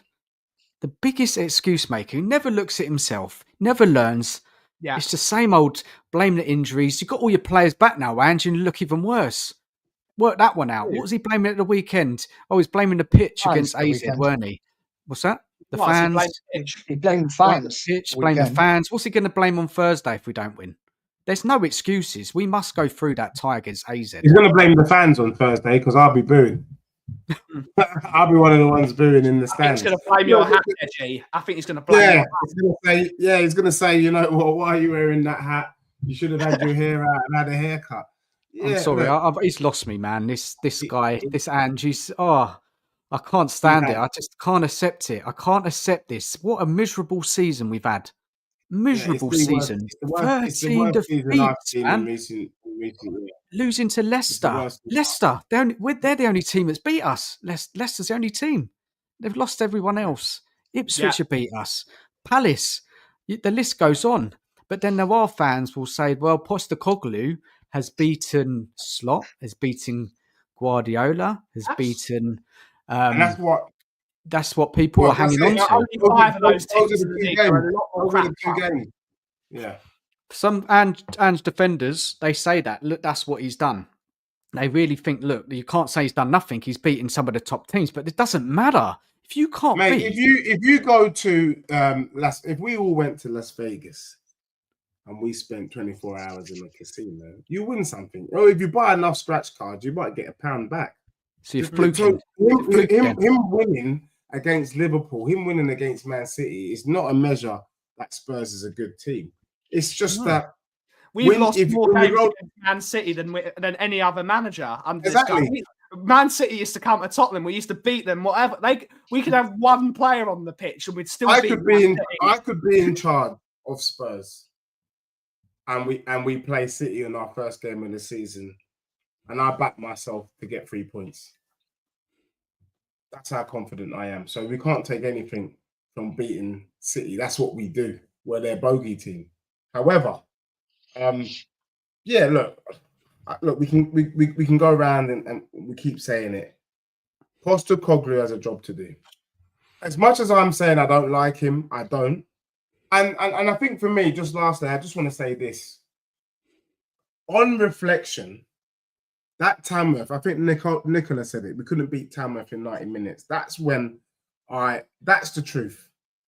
That's why he has to go. We could not beat Tamworth in 90 minutes. And since then, our performances has shown why we couldn't beat Tamworth. To go to AZ and not get a single shot on goal is commensurate to the dusty draw we had against Tamworth. It's commensurate to the losing to Ipswich at home. I said to a mate, is it unrealistic to expect Spurs at home to get a draw against Ipswich? I mean, come on, guys, let's be honest. And so you can see that when he is eventually sacked, all the evidence points that he's been Spurs' worst manager in recent time. And so for me, that's why. However, I will say this. I am a Spurs fan, and I'm willing to be pleasantly surprised. I'm willing for him to pull a rabbit out of the hat, somehow get us through against AZ, because I'm not convinced we're going to get a result against AZ. But even Deji, if we do, yeah. Deji, before we go on to the AZ game, and we're going to go on, I want everybody to call what's going to happen. Is Ange going to be here in the summer? Nige, call it out. No? Ben? No? Deji, is he here? Unless he wins Europa. Take that away, so we get knocked out. He shouldn't be here. But I you know what? I want, so that Ange doesn't feel that I've got a personal vendetta against him. I want to believe, not believe. Ange needs to get a result against AZ. He needs to get a result against Frankfurt, and he needs to get a result against Lazio. That's that. He's here. Doesn't do it, he's gone. And if he doesn't win that Europa League, sack him. I mean, yeah, as soon as we go out, we leave that. The moment, I said it earlier in the show, the moment we're knocked out of the Europa League, sign the 45. Yeah. Gone. Yeah, gone. Gone. Yeah. That's the only thing that saves him, is if he manages to win that trophy, because that would bring us Champions League football next season. It's the only thing that would save him. But it'd be hollow. It would be hollow. I'm celebrate, and he'll be one of the greatest managers since '84 if he wins the Europa League, because he would win the Europa League. But still, it'd be very, very, very, very unlikely we win. We have got a chance. Any team that's in any competition has a chance of winning. I even said it about them Gooners down the road. If they play Real Madrid, they've got a chance of beating them. They've got a chance. They've got a chance. Even if we win, though, even if we win it, though, Ben, by some miracle we win the Europa League, would you want Ange taking your team into the Champions League next season? I wouldn't want him anywhere near it. You give him the opportunity to reap the rewards he's sown. If he's earned that opportunity off his own back, you've got to give him the chance to reap those rewards. But if we go out, sack him. So do you think he'll be sacked, Ben? Do you think if we lose to AZ, really, do you think he'll be gone? in the morning. I think he'll be gone Friday morning, and Ryan Mason will be in charge by the end of Friday. Happy days, eh? Another reason. So someone said it in the chat. Why are people so obsessed with Ryan Mason? It's because he's Levy's mole in the changing room. That's why we want him gone. Because the moment a manager is sacked, Ryan Mason's in charge. I want him gone as well. We need new ideas. We can't have the same ideas in that changing room. We need new ideas. We need new playing staff, and we need new director of football, or bring back Paratici and bring those ideas, because his ideas were starting to work before he got the ban. They were starting to work. Yeah. But right. Get rid of Mason. Let's move on to that AZ game. That's the final subject tonight, right? Let's get it going. Let's get it going. Now, that performance against AZ on Thursday. Oh my days. What a shit performance that was. Yeah. I after that, I was just done. I was done what I saw in that game. Like AZ, okay, look, they're sixth in their Dutch league. They're an organised team. They know what they're doing.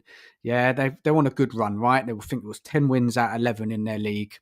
Knocked out Ajax, knocked out Galatasaray. Yeah, they know what they're doing, right? But what we showed on that day was literally nothing. We showed nothing in that game. Absolute. What were the players doing? You know, and we talk about the players have given up for the manager. That's what it looked like for me. They didn't try. There was no passion. And we were lucky to get out of there 1-0. Let's be real here. AZ had a couple of other good chances. Vakari had to make 2 good saves. One from Parrott, and there was another one in the second half. We literally had 1 shot on goal. I think it was Wilson. And that was it. And we come out with 1-0. That was just unacceptable, the performance from the players as well. We can blame the players as well, you know. The players, they're in a competition, yeah, to try and win something. Like, what else are they doing here? I know we like to blame a lot on Ange, and Ange is the biggest issue. But the players, what were they doing? Did they not give a shit? Guys, it's not that the players didn't give a shit. It's more. But it looked like it, Deji. They didn't turn up, did they? Look, people keep talking about players. It's the manager's job to get into the mind of the players and make sure that they're ready. I don't think I've seen a game from the spicy Spurs where they haven't turned up. Yes, they haven't got a result, but they turn up and they give 110%. Even the game against United on the weekend, they gave it their all, despite the fact they didn't have a striker. You can't knock them for that. We have turned up maybe 12, 13 times where the players just haven't turned up. And I knew from the second half against Brighton, when you're 2-0 up at half time, and the way we got turned over, that was a concern. But he came out with, that's never happened before. And then all of a sudden, we've had the whole seasons of this has never happened before. The truth of the matter is the players are lost. They don't know what they're doing. There is no style of play. They are making it up as the game is going on. That is the problem. So you can see that. Plus, you're playing players out of position. So when you're doing that and there's no style of play, there's no 6, it's going to be a mess. It really is. The first thing you got to do, most managers, all of our previous managers, the first thing they do is they sort out the defense. You make sure you're hard to beat. Then you build with the attack. We've never sorted out our defense, and we've never sorted out our attack. It's just gun-ho football. And because it's gun-ho, the players, they're exhausted. You know, Madders is saying to Son, I don't know, why does this always happen? What is he doing? It doesn't make sense. Same way every week. Same play way every week. Because, yeah. And then he drops Maddison, didn't he? He dropped Maddison for the next game, didn't he? He dropped him. Who then created the equaliser, didn't he? Because he created that pass that got Sonny in for the goal. He did. He did. You know? So that's the issue for me, anyway. So you don't put any blame on the players, Deji? No, all on the manager. Look, I'm telling you, I'm telling you now. Under Iriola, those players turn up. I even said to others, as a you know, Spurs fans won't appreciate me saying this, but I think if you get my logic, you know what, mate. Under Arteta, that doesn't happen. If Arteta was in charge of our squad, do you think we turn up to AZ and get beat? Could never happen. Could never happen under Arteta. Never. They'd be organised. They'd be organised. Really? He would be on the touchline, ranting and raving. He'd be running about. He'd be making changes. He'd be adapting during the game. Right. And that when I said to someone, I was on Dan Potts' show yesterday, and I said, look, I would take Arteta at Spurs as my manager. They all laughed at me. And I said to them, I don't know why you're laughing. If you look at that Arsenal team, it's average. It's crap.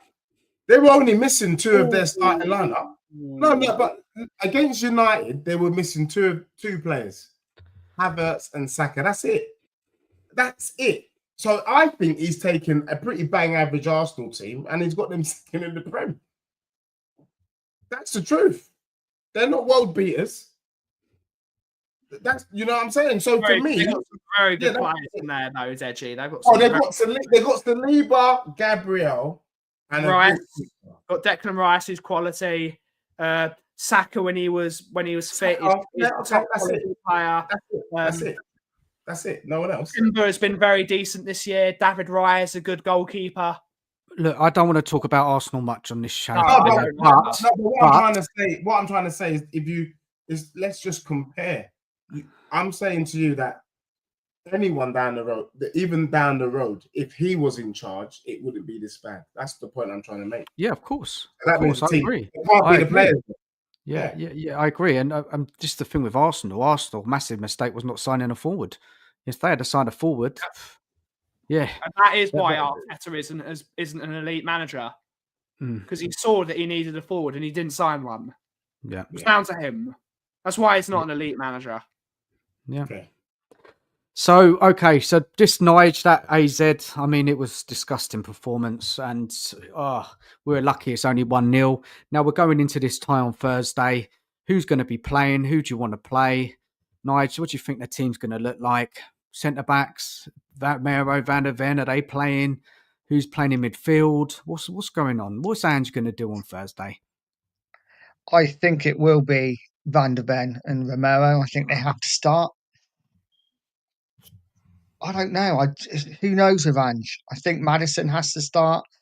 I expect Sonny to start and Solanke. It's who starts on the right for me, which is the going to be the most interesting thing. Obviously, Bentancur can't play, so I would expect that midfield is going to be awful. I'd expect Basuma maybe to come in. Is Bentancur suspended, guys? Or is he suspended for the Premier League? No, he's suspended for the Europa League game. Okay. So he got booked over there, didn't he? Yeah. So I would think it would probably be Basuma and Bergvall and Maddison. I don't know. Maybe Udogie, maybe Spence. But whoever plays, we have to go out like this is our cup final.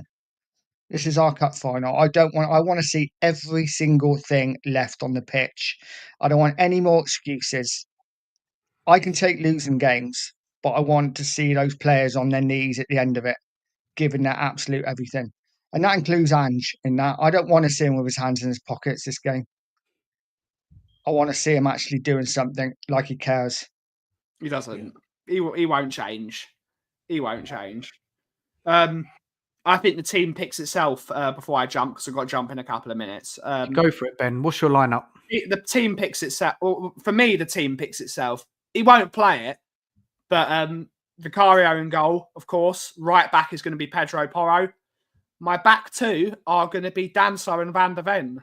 And I would do what he did with Van der Ven and Romero, what he did for the Bournemouth game. I would start Van der Ven and I would bring Romero on later in the game to manage their minutes.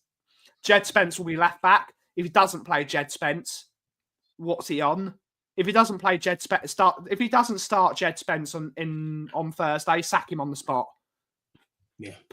Literally, Deji, you sit close to the and let him pull you out of the crowd and say Deji's in charge. I'll sit near you actually, and we'll take charge. If he doesn't play Jed Spence on Thursday, sack him on the spot.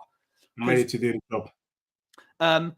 midfield, if Bentancur is suspended, will be Bergvall, Maddison, and Sarr. And the front three will pick itself again. It'll be Solanke, Son, and Johnson. That's what he'll pick. Will it win? I don't know. For me, that's the team that picks itself. I think Van de Ven and Danso look like a better unit than Danso and Romero. I think Danso is not a left-footed. He's not a left-sided centre back. He's a right-footed centre back. He's a traditional centre half. He's not left-footed. He's not John Terry. He's right-footed and played. He was a right-footed player. So I think you've got to play the players in their right positions as much as you can, and I think that's what will suit the team, in my opinion, personally. Fair enough. I'll get that. Ben, do you need to jump now? I'll jump now. I've got to give the partner a call. But thank you so much for having me, Deji. Finally, our paths are crossed, and hopefully many more.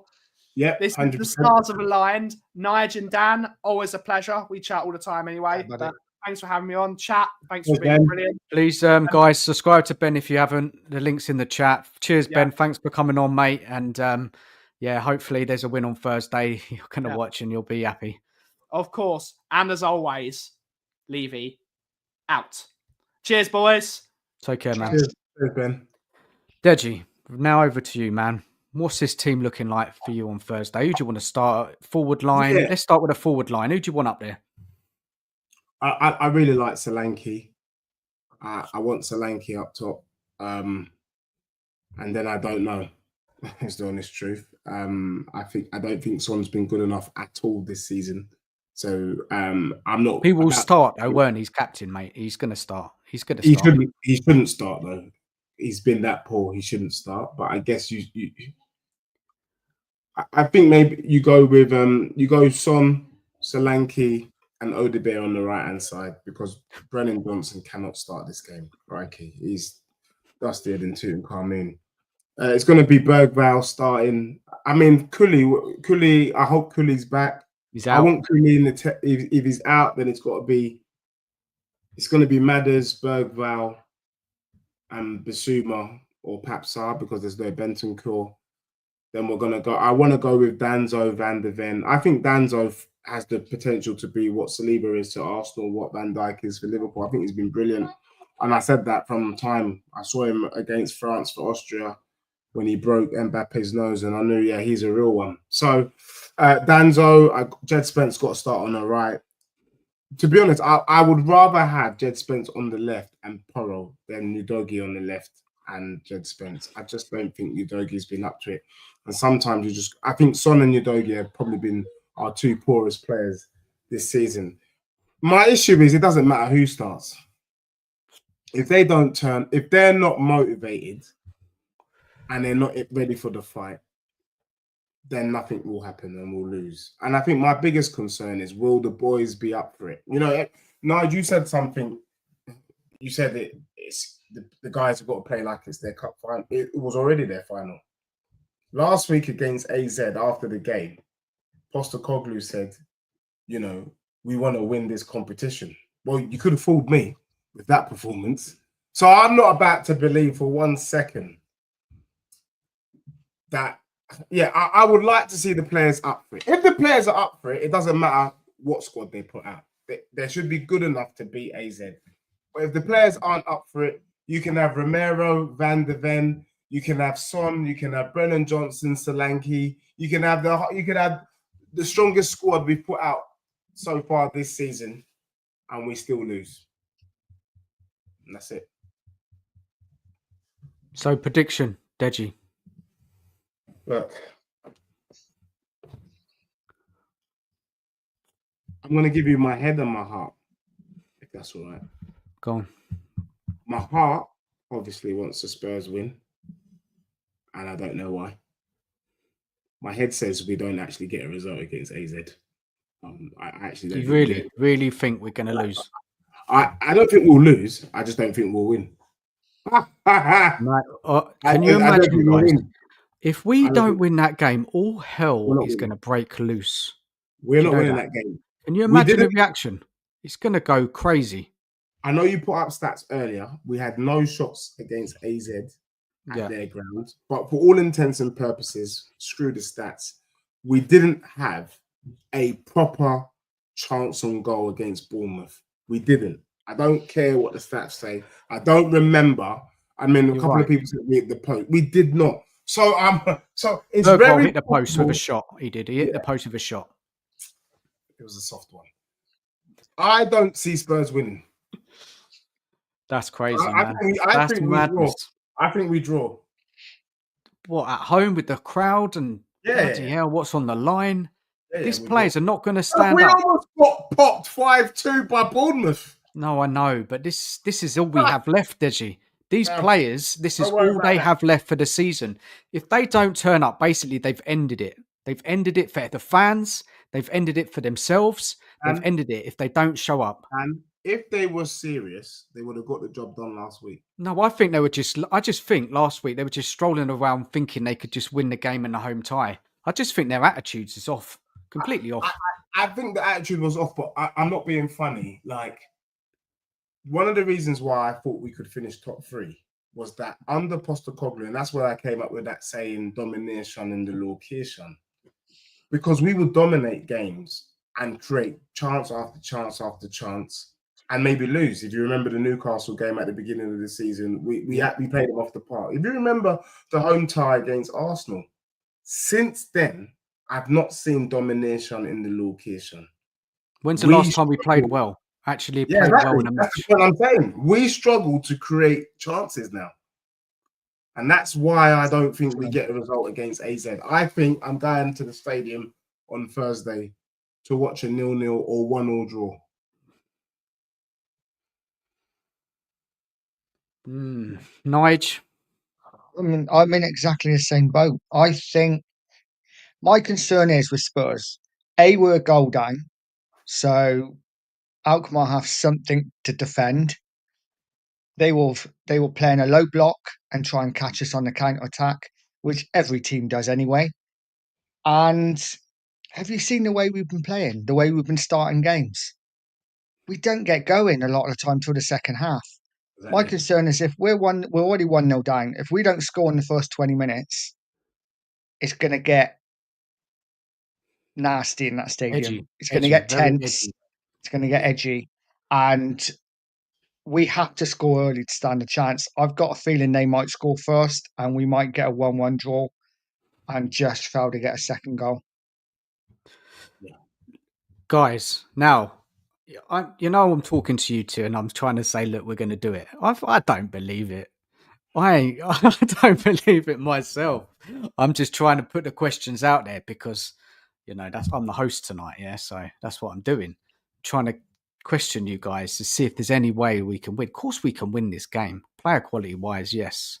Yeah, it only takes a couple of them to have a good game. Madison, Solanke, someone to be on it, put a couple of goals away. But do I believe we're going to perform well? No, I don't, because there's no evidence that we've been playing well. The only thing that will get us over the line is the crowd, pushing the team, maybe get a bit lucky, might get a lucky penalty or something like we did against Bournemouth. And then once we get a goal, then the tails will be up and we should be able to get it over the line against AZ. They're not a great side. They're really not. They're average, aren't they, really, AZ? So, guys, let's go to the chat. Last time. We're not a great side. We're not. We're crap. We're crap under Ange. Let's be real. We're rubbish. We're rubbish. But as fans, you have to look. It's going to be mayhem if we get knocked out. It's going to be absolute mayhem. Can you imagine the scenes if we get knocked out of that game, guys? Yeah. I don't know what's going to happen, man. Deji, what's going to happen? Do you think there will be scenes? There will. The fans. I think be happy. I think for the first time there will be cups, bottles thrown at Daniel Levy and Postecoglou. It's going to be nasty. But the truth of the matter is, I will say to you, why did we wait? And then the problem is now Daniel Levy now is damned if he does, he's damned if he doesn't now, because I will be saying, we told you before Christmas, get rid of this guy. Why did we wait when we knew what was round the corner? So for me, the one thing I will say, Dan and Nige, is it's a countdown. I can't wait until Thursday because I actually just want to get this over and done with, to be honest with you. I just want to know if we're in or out. Do you know what I mean? Let's get this over and done with. And if we have to light up Tottenham if we're right, then let it be done because I don't give a damn no more. But the speculation is killing me. We know what's going to happen on Thursday. You all know. So if you're going to be pissed off, make sure you have a good day. Yeah, make sure you eat and have fun during the day because you are going to bed livid Thursday night. Wow. So you're calling it, Deji. You're calling a loss or I've called a 1-1 draw, mate. I've called a draw. Mate, I've called or we win and it goes to pens. But we're not winning. We're not winning 2-0. Don't get that. The trouble is, guys, this is even if we do go through, who believes we're going to get through the next round when the level steps up? And this is why I'm at that point where, like, I just don't care. Don't care anymore. If we win, brilliant. Yeah, okay, we're going to go out next round anyway. And if we lose, then brilliant because Ange hopefully gets a sack. And that's so bad saying as a Spurs fan because I want to win every game. But I'm at that point where it doesn't really matter. And then we've got Fulham and Chelsea away next 2 league games. So it gets better. Yeah, lovely. Oh, guys, we're supposed to talk about, I don't know how long you got, Deji. How long we got with you? You on to anything else tonight? Yeah, I got about 5 minutes.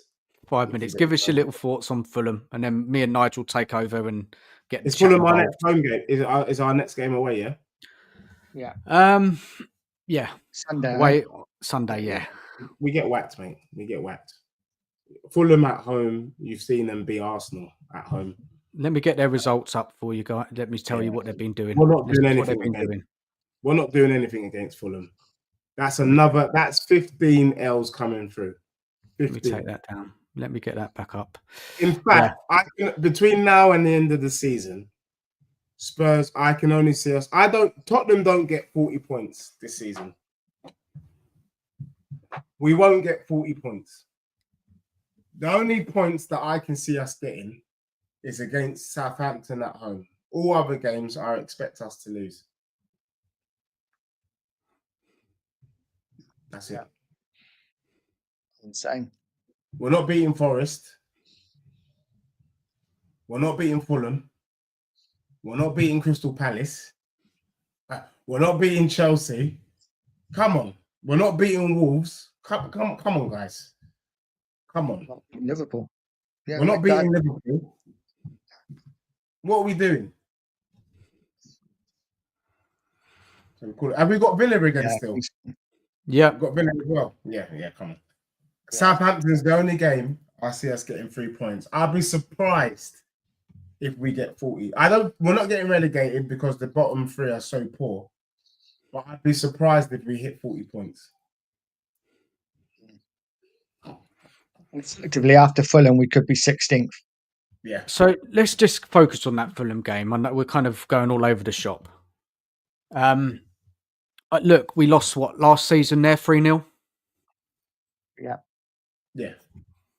I don't we know. drew 1-0 this season and we were peppered. We were lucky to get the bloody draw. Let's be honest. Outplayed. Mate, let's be honest, mate. That's not getting twisted. Eugene knows. Eugene is not expecting any more. Evening, Eugene. How are you, man? Been busy in the chat tonight. As always. We got Eugene. We got buddy. Rich is right. Rich says, I think we finished 16th. I agree with Rich. We will finish below West Ham. Oh, by the way, I also think we'll get beat by West Ham. Southampton is the only points we get. Mate, it's a misery, man. You just need to end the season, man. It's like I said last Thursday, just lose every game, get knocked out of the Europa League, it's done. I can't deal with it anymore. I can't deal with this season anymore, but I go to bed, I sleep on it, I get the energy back. I've got so much to say, man. I'm not finished yet, man. I've got to see this through, man. I need to see what's going to happen on Thursday. I want Ange gone. This is the focus. If we're out, Ange's got to go. He's got to go. But even if he goes, it looks like Mason, doesn't it? So it's just misery. That's why I might as well just end the season. Fast forward to the summer. get to the protest on the 6th. That's what we're looking forward to now. The protest. That's the day. Get down there and get behind everyone and challenge this board, man, because this season is a disgrace. Yeah. Absolutely disgrace. Draven says he hoped that we were going to cheer him up. I think what we've done is we've told you what's going to happen. Big up, Draven.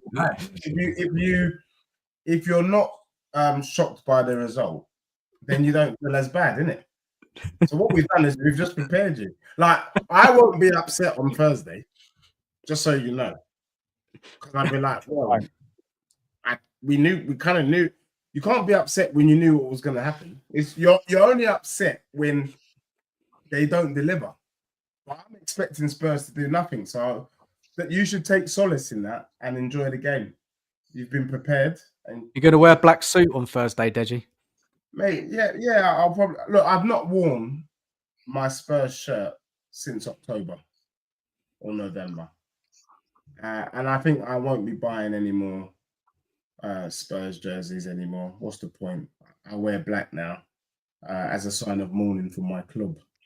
So yeah, I will be in black, and I will be until we get our Spurs back. Fair enough. I'll get you, man. Deji, man, I've never seen you this low, man. This season for you, man. Whoa. Yeah, I said it to Eugene. Me and Eugene, we were talking last week. I haven't changed. I love my club. I still have a chest for my club, but I can only call what I see. If I genuinely believe, people call me delusional. It's not delusion. If a manager finishes 5th, you expect the manager to improve. Iriola took Bournemouth. I don't know where they finished last season. He's improved on that already.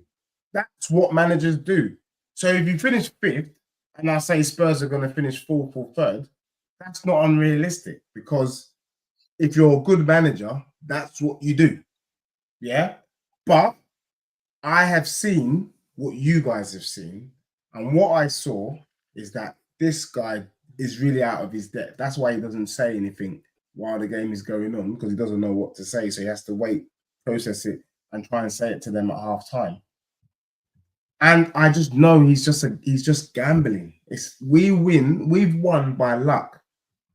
Doesn't mean he's a good manager. And so for that reason, and for that reason alone, I can't be positive. I would love to be pleasantly surprised, but judging on the results this year, I don't think I will be. Sorry, Eugene, what have you got to say or add? You've been talking in the chat. I haven't responded to what you said. I've just been doing the show, man. Is there anything particular I've said that you wanted to discuss, or Nige or Deji, or anything that you thought, oh, I'm not sure about that, I want to question it? No, I mean, honestly, as I actually feel better now than before, given my expectations I have no expectations at this point. As Nige said, as Deji said, I'm just ready for the season to be over. I feel like I felt under Stellini and Mason in the past. I think the season is done. I think on Thursday we'll get a 1-1 draw, probably, or 0-0. Just, we can't score. We're toothless. Just let the season be over, and and we go again. But yeah, it's Eugene. Why is that attack not functioning, man? Why is that attack not functioning? Because it did used to function to a point, even though it was still not great. And we have scored a lot of goals. What are we seeing now? Why is it not working at all? So that's what I was trying to figure out, and Deji and I talked about it a bit. So, as you well know, I was engine for a long time. So in the beginning of the season and last season, I saw that we dominated games. We just couldn't put away our chances. So what I was saying is, look, I can see that we're in positions to score, just players cannot execute. But for the past few months, we're not even in positions to score anymore. So to me, it makes no sense. We're 2 years into what Eng is trying to do. Not only is our defensive shape poor, we're not improving, but now we can't score anymore. And on Thursday, Like for me, that was the most shocking performance I've seen in years. It's like it was like a pickup game. It's like 11 players who have never played with each other before were in that pitch. And to me, it makes no sense why 2 years in we we can't even, there are no patterns of play. We're not even in positions anymore. And to me, that's on edge, right? So again, like if we're in position, players don't execute, it's on them. And I'm trying to be balanced. And like I always argue with people because I don't like extremes, right? It's always about, there's always a balance. But now I'm seeing the players are not even in positions to score and to execute. And to me, that has to be on edge. Yeah, 100%. I'm with you in that. Right, Deji, I think you're off, mate, aren't you? You've got to shoot, yeah? So let's say thank you for coming on, man. Please, people, if you haven't subscribed, go and subscribe to Deji. Yeah, man, final thoughts, Deji, on the night? Yeah, look, with all the doom and gloom that we've had tonight, and thanks, Dan, for having me. It's been a pleasure. Nigel, it's good to see you again. And Eugene, good to see you again. Big up, Deji. Let's not get it twisted. I would love for Spurs to win the Europa League, and somehow I would love for Ange to do it and to somehow turn it round. If he was, he deserved, by our low standards, he will be in charge at the beginning of the season. And if he kicks on and is able to get us in the top 3 next season, then, I'm happy to hold my hands up and say, you know what, we had to ride the storm and here we are and we're in a respectable position. I would love that if that's how the story is going to go next. However, I can't see it. I can't lie to you. And for me, I'm at the point where the sooner we overcome this misery, the better. Because at least we know where we stand. So that's where I am. I hope to be pleasantly surprised, but I'm not going to hold my breath. And on that note, enjoy the rest of the show. Cheers, Deji, mate. Take care, Take buddy. care of yourself. Yes, guys. Thank you. Well, yeah, it's tough, guys. It's so tough, isn't it? When you get into it all throughout the show, when we cover everything, it always ends up talking on a kind of sour note because the season has been shit. We have got no confidence in our team. We've got a big game and we should be, as fans, looking forward to it, potentially getting into the quarterfinals. But we've watched this team. We've seen this team decline week in, week out. We've got players back now. There's options Ange has got. Yes, Ange will say they're not fully fit. Yes, they've been missing. Yes, they're not a cohesive team. We've heard him say it. He said it the other week, didn't he? The other day, that this team are not used to playing each other. It's just excuse after excuse after excuse. I know we kind of moved on from that AZ game, but because Eugene's come on. Eugene, is there any hope from you that you will see any kind of performance, or are we only going to get through via luck? It was funny. We had a week off before the Thursday's game, so I forgot just how bad we were. So I was actually, my hopes were pretty high. I thought we're going to win the game. But as I said, it was the most shocking performance I've seen in years. So I just have no expectations. I think it's going to be a draw. It's just we're out of ideas. And, I've always been saying, even if the tactics are bad, which they are, the players should have enough pride. They should play for each other in the badge to give us some effort.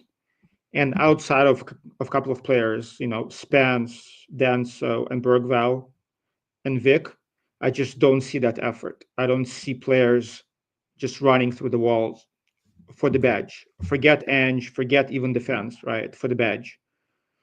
And that for me is the biggest issue. And the second issue, we don't have any game changers on the team. Again, like if you look at Palmer last season at Chelsea, or if you look at Ez and Palace, on poor teams, there is usually one game changer. When the game is in the balance, that player is going to be, I'm going to take that game. I'll take the responsibility on myself to score. We don't have any of those game changers. And as Naj knows, I rag on Madison all the time, because in my mind, when we signed him, he was that game changer. And I'm just not seeing it from him. And Son, he's past his, peak. So it's just, we're out of ideas tactically. The players are downing tools, it seems like, and we have no elite players or game changers to actually, take advantage of a given the moment and give us some brilliance. So I think, What, Eugene? What if we're done. Madison gets us through on Thursday? Is it going to change your opinion on Hey, him? I hope so. Again, I support all the players. It's just my expectations for Madison were really high. Same thing for Romero, and now I just want Romero gone as well. It's not working with Madison. I hope he scores, and he is one of our few players who can do something. I just don't see it consistently. That's my issue. He turns up once every few games, but when we do need him, he just floats. And I just want him to be that guy, to take the ball and to say, you know what, I'm gonna do it. Everybody else is not doing it. It's gonna be on me. And The problem is, Eugene, I'm really struggling to judge any of these players this season due to the manager. That's my biggest problem. Yeah. We can name so many who have underperformed in the team. Most of them have. And is that down to the manager? Is it down to the player? I'd love to see Madison under a different coach and see what he can do. Many of these players under a different coach. Yeah, that's what I want to see. So I'm not giving them the whole team a pass, but I mean, the Ange system, tactics, motivation, whatever is just so awful. Let's say hello to Mark. Mark, big up, Mark. Thanks for jumping on, mate. How are you? Well, you were I could see you were struggling, so I did offer to come on, but I mean, let's face it, this manager's a fool.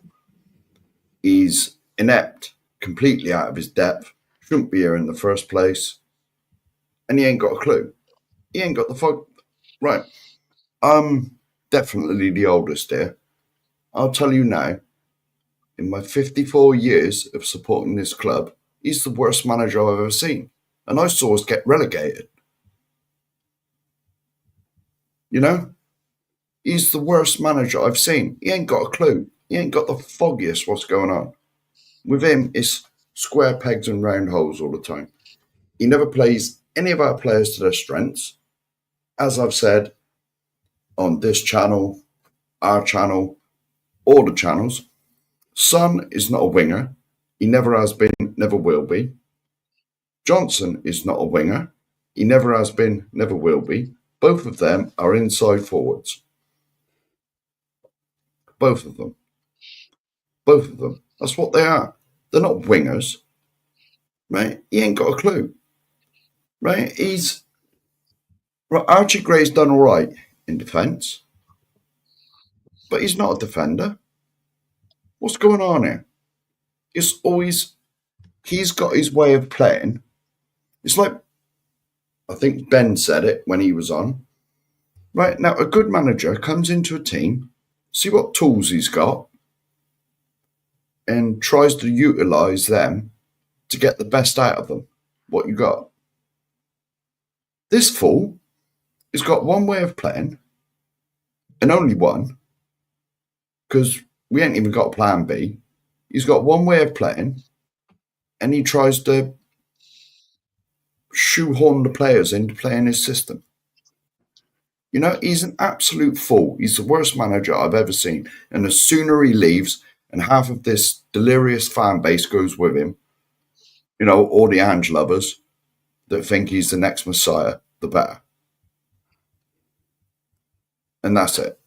And that is it. Because... that was an entrance, Mark. Well, but it's the truth, Nigel. It's the truth. I'm not sugarcoating around it no more. He's the worst manager I've seen. By a long, long, long way. And the trouble is, he drags all these fanboys in, and they're not Tottenham fans, all these people that constantly defend him. They're not. How can you be when we're 13th in the league? We're 13th in the bloody league, and there's people defending him. Evening all. Half the bloody ground when we're 5-1 down at home to Liverpool, they're still singing the fool's name. He's the worst manager I have seen by a long way. Right, I've seen some crap Tottenham teams over my time supporting this club. Right, but the one thing I can say, I went a lot in the 90s. I was at White Hart Lane a lot in the 90s, right? After 91, when we won that, sort of between 91 and 99, we were terrible in that in them days. You know, we had some mediocre teams, but I can guarantee you that that team that was on the pitch gave 100% every game. 100%. Mark, I just want to say hello to Corey. Thanks, Corey, for jumping on. I've got to pop off for a couple of minutes, so Nigel, please take over. Mark, can you let everybody know, the panel, people in the chat, your thoughts on Thursday and expectations, and then I'll be back in a sec. All right, no worries, man. Right. I'll add to something you said there, though, Mark. Hang on a minute. He asked me. Yeah, I just want to add something to that, because in the 90s, we nearly didn't have a club to support. So the 90s was bad, but we nearly didn't have a club to support because we nearly went out of business. Well, that's immaterial. That's immaterial whether we nearly had a club or not. But the club was rubbish. We had poor players. We had the odd good one, Ginolas and that. But, but the team gave 100%. And we had managers that would utilise the players we had in the best way possible. Right, we never had the best players, but they would. This fool don't do none of it. He's the worst manager I've seen in my time supporting this club. And the sooner he's gone, the better. Right now, on to Thursday. Surely we should go through it at home. But I don't trust him. I don't trust him. I don't trust the team. Personally, I think half the team have stopped playing for him. Yeah, I think they've given up. I think they've given up because they know his tactics are just worthless. He's only got one way of playing, and when that don't work, there's no plan B. There's no plan B. There's no anything. Right? And AZ game, man, when Madison hang on a pitch talking. Right now, right. It's just, personally, I just think the players have had enough and they want him out. Yeah. I won't be surprised if half of them ain't gone and knocked on Levy's door. But the trouble is, a lot of them is young and that, and they won't. If we still have players it's like Ben said when he was on it. If Harry Kane was there, he'd have been knocking on his door. Get this fool gone. That's what they always do, Mark. That's the issue. Like the players that should have. But that's correct. But that's correct. If the manager is so blatantly bad. Well, maybe that has happened, Mark, because obviously Madison is part of that leadership team. Yeah. He's in and out of the side, dropped again at the weekend. I mean, people say he was rested, but rested. I don't know. What do you think, Corey, about Thursday? I've honestly, I love my club, but I'm not in love with it anymore. I've lost the will to try and watch this team at the moment, especially under Ange. Our best chances were with, obviously, just after Poch left, we had Conte and Jose, and I was like on board for both of those managerial appointments. And then since then, I've really, really just given up hope. I support my club because it's in my blood because of my family, but to support this team, players, and the ownership, I just can't do it at the moment. It's heartbreaking. See, this is where you're wrong again, because the best chance we had was under Poch, not Conte or Mourinho. The best chance we had was under Poch. And Levy let him down. And Levy let him down. But then who doesn't Levy let down, Mark? He lets down every manager, brings them in, doesn't really give them money to spend, and then uses them as a scapegoat towards the end. It's the same rinse, recycle, repeat with each manager. Well, he's not doing it with this. He's not doing it with this. As far as I know, and as far as I understand, he's took the criticism on board. As you see on my shirt, 24 years, 16 managers and all that stuff. He's took that criticism on board, but he's just happened to pick the worst manager we've had in the whole of his tenure, and he's sticking with him. It's mystifying. It's mystifying.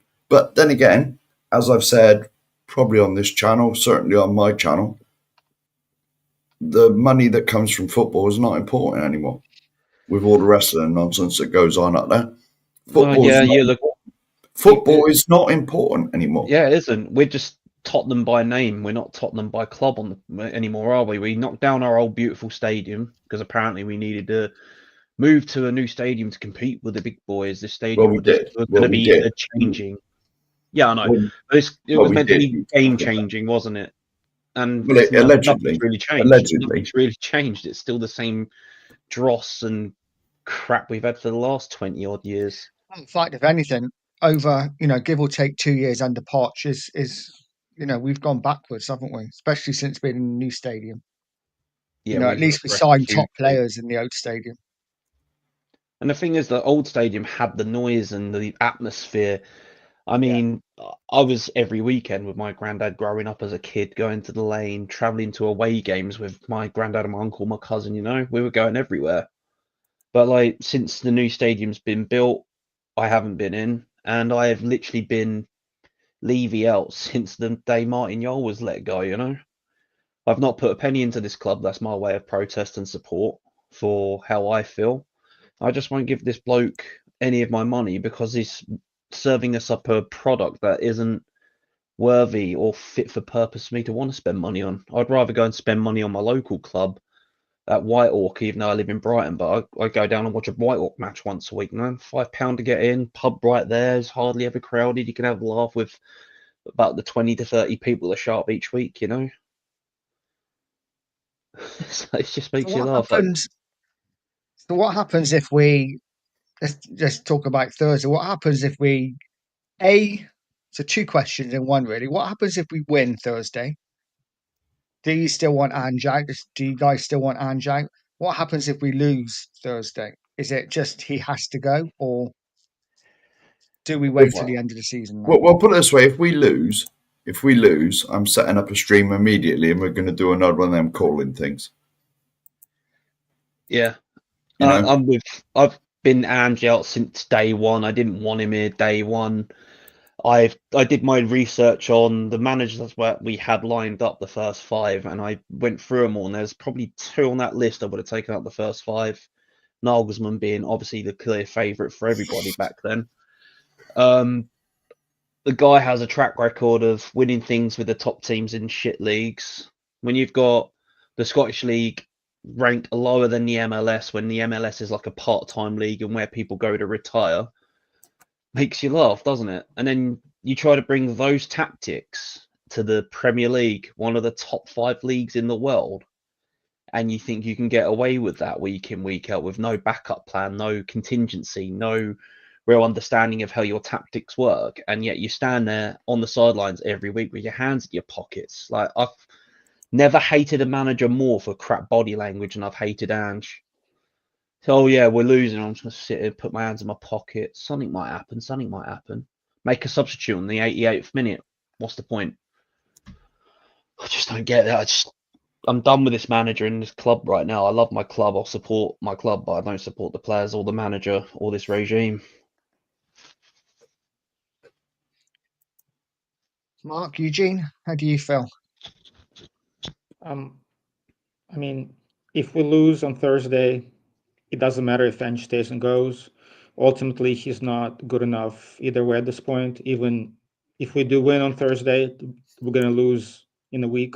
I just don't see us beating any decent Europa side, unfortunately. And like I said, I've been, defending Ange until, a month ago or two. We were obviously blind. That's all I got to say.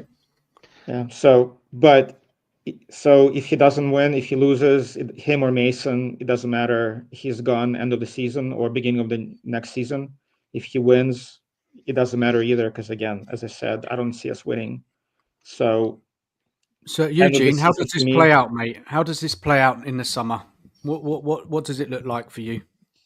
I mean, he has to go, but I don't see us getting the manager that the club needs. Like in the past 2, 3, 4 years, we never get our first choice, even in the summer.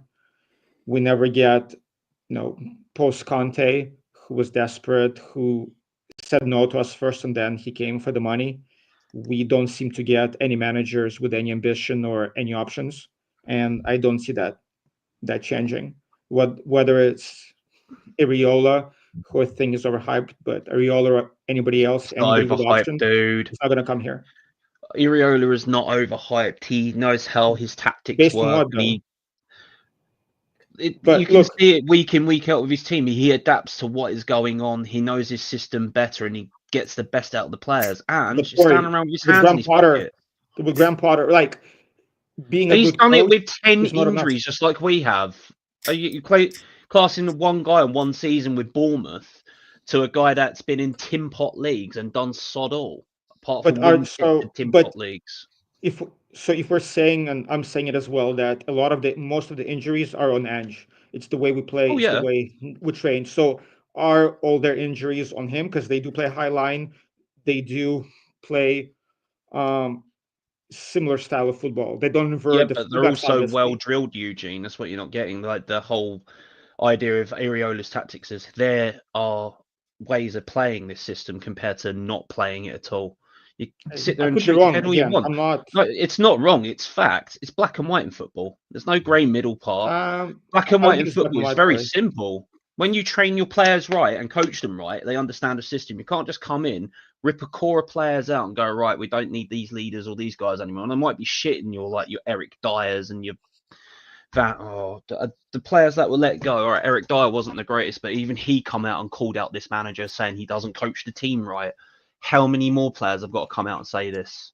I'm not listening to Eric Dyer. Sorry, he couldn't even. Eugene, what is the issue do- with Areola for you? Oh no, I have What no what issue. is- I'm just saying that everybody like suddenly are hyping him up like he's done something in his career. He could be a good coach, but as we saw with Graham Potter, De Zerbi, there are a lot of coaches, good coaches, who did really well for mid-table clubs, but when they make this jump up, including Poch after us, but when they start managing a top four side that we're supposed to be, it's a different animal. It's not just coaching at that point. Poch done all right though, didn't he? Take Poch it from done all someone right, that lives Eugene. in Brighton under De Zerbi.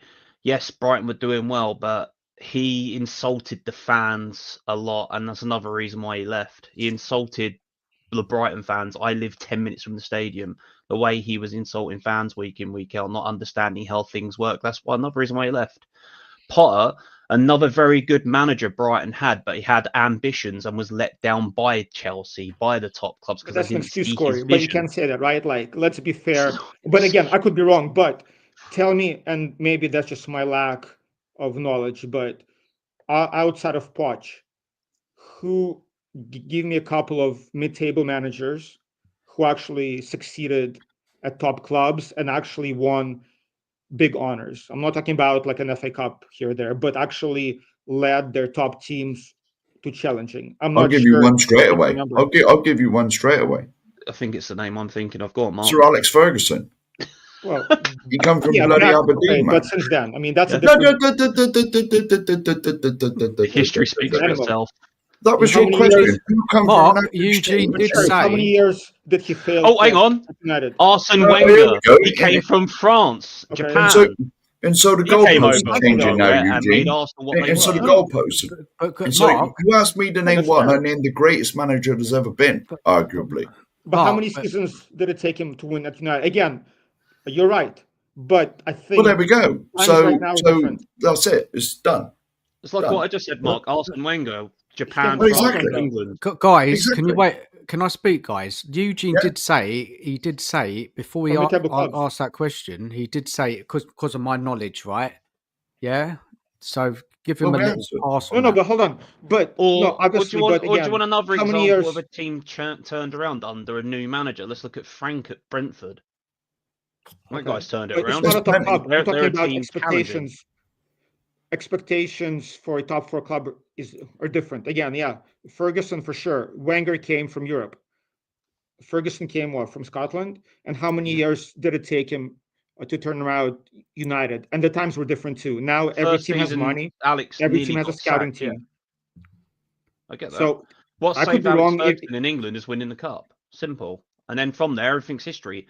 Was it 15 Premier League titles that bloke won, or 13? Or can't How remember many the years exact did stats. it take him to win 2 the first one? European Cups, 9 FA Cups, 6 League Cups, 4 Charity Shields. How many European Super Cups did he win? after winning the Champions League. One. That But that's not manager here nor came there. from Again, how many obscurity years did into it take winning him to stuff. win his first trophy? 2 years. No, a Ferguson? year actually. He came in, Ferguson? won the FA Cup. If he didn't win the FA Cup that year, he was going to get sacked. So in this very first season at United, at the back end of a very bad season, Alex Ferguson won the FA Cup, saved his career. The rest is history. And Alex Ferguson's career went like this. Arsene Wenger came from Japan to France to England, took over our bitter rivals and made them really what they are. There's not many managers that have come out from outside and gone, bang, right, this is my ethos, this is my way of training. You're going to understand it or you can leave. So nobody in the And last just come 20 in. years. Okay. And just That's come fine. in. That's fair. From the back end of Scotland, you could go to Celtic at like Eugene and manage Celtic to a cup win. It's not fucking hard. No, and by the way, I'm not saying that Areola is not good. I'm saying is he could be a good manager, but I'm just saying is we're hyping up like our players To and be a managers. good manager, you need to be a good coach as well. You can't be one or the other. You need to be both. You need to be a Pep type. I'm going to be a manager, but I'm also a coach. Okay, so Eugene, being realistic under Levy, what's going to happen? I have no. I know it's not good enough. I know you're thinking it's not good enough, and we need to get the top coach out there, back in with the top players. We don't need a top It's not going to coach. happen. But no, this is what Eugene. I think this is what That's my Eugene's issue. trying to get Dan, to. that's my issue. I Yeah, feel so like just explain more. Who would you have in? again, I'm not gonna lie and say like I know that's the problem. Like I don't think we'll get our first, second, or third choice. We never do. But who's In the the first perfect choice, world, Eugene? For in the you? perfect world, I would want somebody with the track record of winning trophies, whether it's here or in Europe, like Jose and Conte. As Corey said, when they came on, I was excited. I'm like, okay, these guys, they won. I know for a fact they can win. Iriola, Frank, they could be very good managers. I just don't know. I haven't seen them win trophies. So for the club of You our don't need size, to really win I- trophies to be classed a top manager. There's so many managers out there that can coach and manage and are very strong in their beliefs, not to be classed a elite manager because they haven't won a trophy yet. You take Frank out of Brentford and put him in a Real Madrid or a Barcelona or a Man U or a Man City, they're going to change like that and they're going to win all the time. I A good manager and he's a good I don't think coach. so. You've got to have one or the other. You've got to have both in one person. A Pep type But puts his arms around the players when they're doing shit and has a chat with them. Man stands around with his hands in his pockets looking at the sky. Look at Corey, this comment, manager. guys. Totten Pocho, evening to you. Angie's averse to playing youth. So was Yeah. Mourinho and Conte. We need a manager that enjoys bringing I agree. players through. Maybe Areola. Also, how? Right. Fair? Do you know? Do It's you just got- know? Right. okay, go Right. If I can take this, right? Yeah. Do you honestly think that if Tottenham go to Bournemouth and try and get Areola, that he's not going to come? With the stuff we got at the stadium, with the shiny £1 billion stadium, right? With the training facilities, that's the best in the world, country, whatever, you know, with all the stuff that we got. And he's at basically, I'm not being disrespectful, but a championship ground at Bournemouth, you know, and that's all they got, you know. I mean, their changing rooms are probably port cabins. You know what I mean? It's the sort of club they are, but they've just done miraculously well to be where they are, right? If we went, he's on £1 million a year at Bournemouth. If we offered him the same as bloody this fool's on, 5 million, he'd jump at the chance. A top. If he has no other options, he will. If he has other options, then he won't. It all depends on who else is going for him. Hello, That's what Angus. Spurs have to get in there quickly. No, but hang on a minute. Conte said no to start with until we started wafting money up, until we wafted 15 million reasons for him to come every year. You know what I mean? It's like, if you're telling me that we can't get a top manager if we want him, you honestly don't know the club. You I mean, we can, but honestly we just- don't know the I'll club. say though, have we not become We graveyard can managers? afford anything we like. Whether Levy chooses to spend that money is two different matters. But Well, we can exactly. afford anything we like. We're one of the richest clubs. Well, we are the richest club, I think, in the Premier League. We certainly got the highest income. Certainly, until Man United built their new billion-pound stadium, 100,000-seater stadium. Jesus. Yeah, but the stuff we got is incredible. And so if we went, and we'll put it this way, hopefully, well, I won't say hopefully because I never say I hope we lose. But if we go out Thursday night and should be sacked immediately. No, hang on. Just to answer Angus in the thing, you ain't richer than Newcastle. We're not. Levy and Enoch ain't richer than Newcastle, but our income is tenfold what theirs is. We can spend more money than Newcastle by far. Oh yeah. Just by the revenue. Right. And just by the revenue we generate, right? And so if you're telling me that we can't go to Bournemouth and get Areola if we wanted him, that's absolute nonsense. I agree with what Ben said there. We are asset rich, not money rich. Yep. Well, we're still money rich as well because bloody Enoch and that, they ain't short of a bubble too. Let's put it that way. If not short of a bubble too, why are they trying to get investors in to build their nice shiny hotel then? You've just answered your own question. You've literally answered your own question. But then why are they trying to get investors in to build their shiny hotel? That's why they want the investors in. There's nothing to do with football. If they've got this money, they should be able to fork it out for themselves now. They built this stadium. Well, they obviously can't because they're still in debt with the stadium. But Levy is that they're not in debt with the stadium, man. Well, who is that? Tottenham Hotspur are in debt with it. They just sit there paying it off for us out of money we make. But Levy is that clever that he got it on such a well-structured payment scheme. 27 million a year or something like that. But Mark, when we wanted our new slot, when we wanted our new slot 2 years ago, I don't believe he didn't come here because of the money. He didn't come here because he knew he's going to have more options in a year or two. So that's kind of my point, right? If the money, even if we pay more, managers who think in a year or two, bigger clubs will come in for them. Why risk their reputation to come to Spurs? So like Arne Slot and Nagelsmann and others. So even if Levy says, I'm going to pay you 5-6 million, if Areola or Frank or anybody or anyone else think in a year or two we're going to have better options, they're going to stay. That's just my opinion. I hope I'm wrong, but maybe. And then just last thing on what we were talking about, coaches versus managers. We can all agree that Pochettino was a great coach. I think there is no doubt. But as we saw when he went to PSG and Chelsea, he didn't succeed because at big clubs, he won the league at PSG, man. He won the league there. Yeah. What's that? He won the league for PSG. And he lost. It's tougher to lose a league with PSG than to win a league. I'm just saying, like egos, there's all this other stuff involved. I mean, the PSG thing, he had so many good players, didn't he? He had Messi.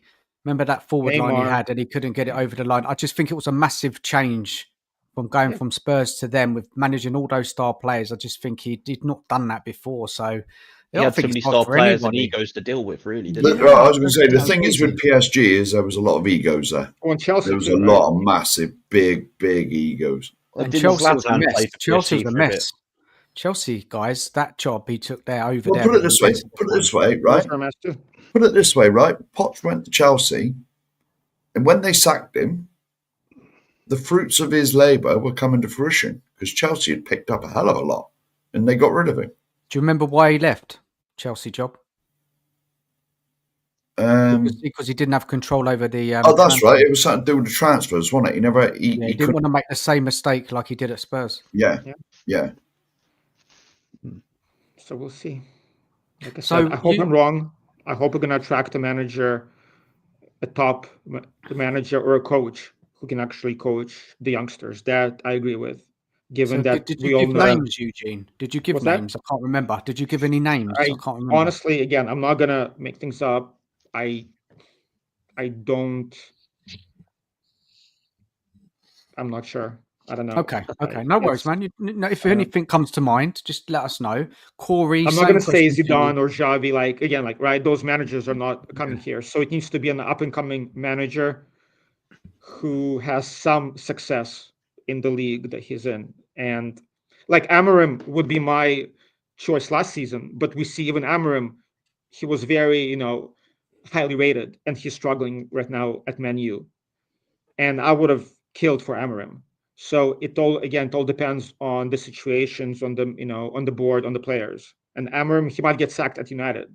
You never know. So it's not as simple as saying the guy's a good coach, he'll succeed. There are a lot of other issues at hand. Corey, what do you want to happen in the summer, man? Who do you want to bring in? Where do you want the club to go? If I'm blatantly honest with this, get rid of the manager, get rid of his backroom staff, look for a new fitness team, better scouting network, and then we need a manager / coach. Like I said, you need a mixture of both to be good at it. You need someone like your Franks, your De Zerbis, even though he's in Italy. You need someone like Iriola, someone that is up and coming, someone that is exciting to watch, knows how his tactics work, and gets the best out of his players. I'm fed up of seeing piss poor managers come into our team. We are literally a graveyard of managers now.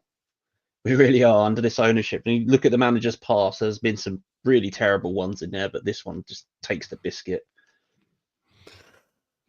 Oh dear, happy days, eh? And Mark, did you tell us what you wanted? No, right. Right, for a start, to say that we're a graveyard of managers is untrue, because you look at Conte and Mourinho, two of the best managers still in the world. Still in the world. Well, is Conte actually... Oh, yeah, Conte's in Turkey, isn't he? No. Or is that Mourinho who's in Turkey? Conte is at Napoli, isn't he? Oh, that's it. He's in Italy and one of them's in Turkey. Right, but they're still highly sought after managers. Highly. Not Jose, Conte maybe. And if you're going to list like the top managers over the last 15 years, both of them are in the conversation. Both of them. All right, they've never done nothing yet, but that's to do with the chairman rather than anything. So me, as I said on our channel, I think Sunday. Am I allowed to finish or what? Yeah, go for it, Mark. Go for it, Mark. I know, but like, I think Sunday was Ariola's interview, and I think he passed it, because you could only judge by seeing what he was doing on the touchline. He was gesturing at his players. He was getting angry, whereas the fool we got just stands there and does nothing. I mean, I believe that was his, because you can't tell me that even Daniel Levy, that I know he don't care about football, as long as the tills are ringing in that stadium, he don't give a monkeys about the football. Right?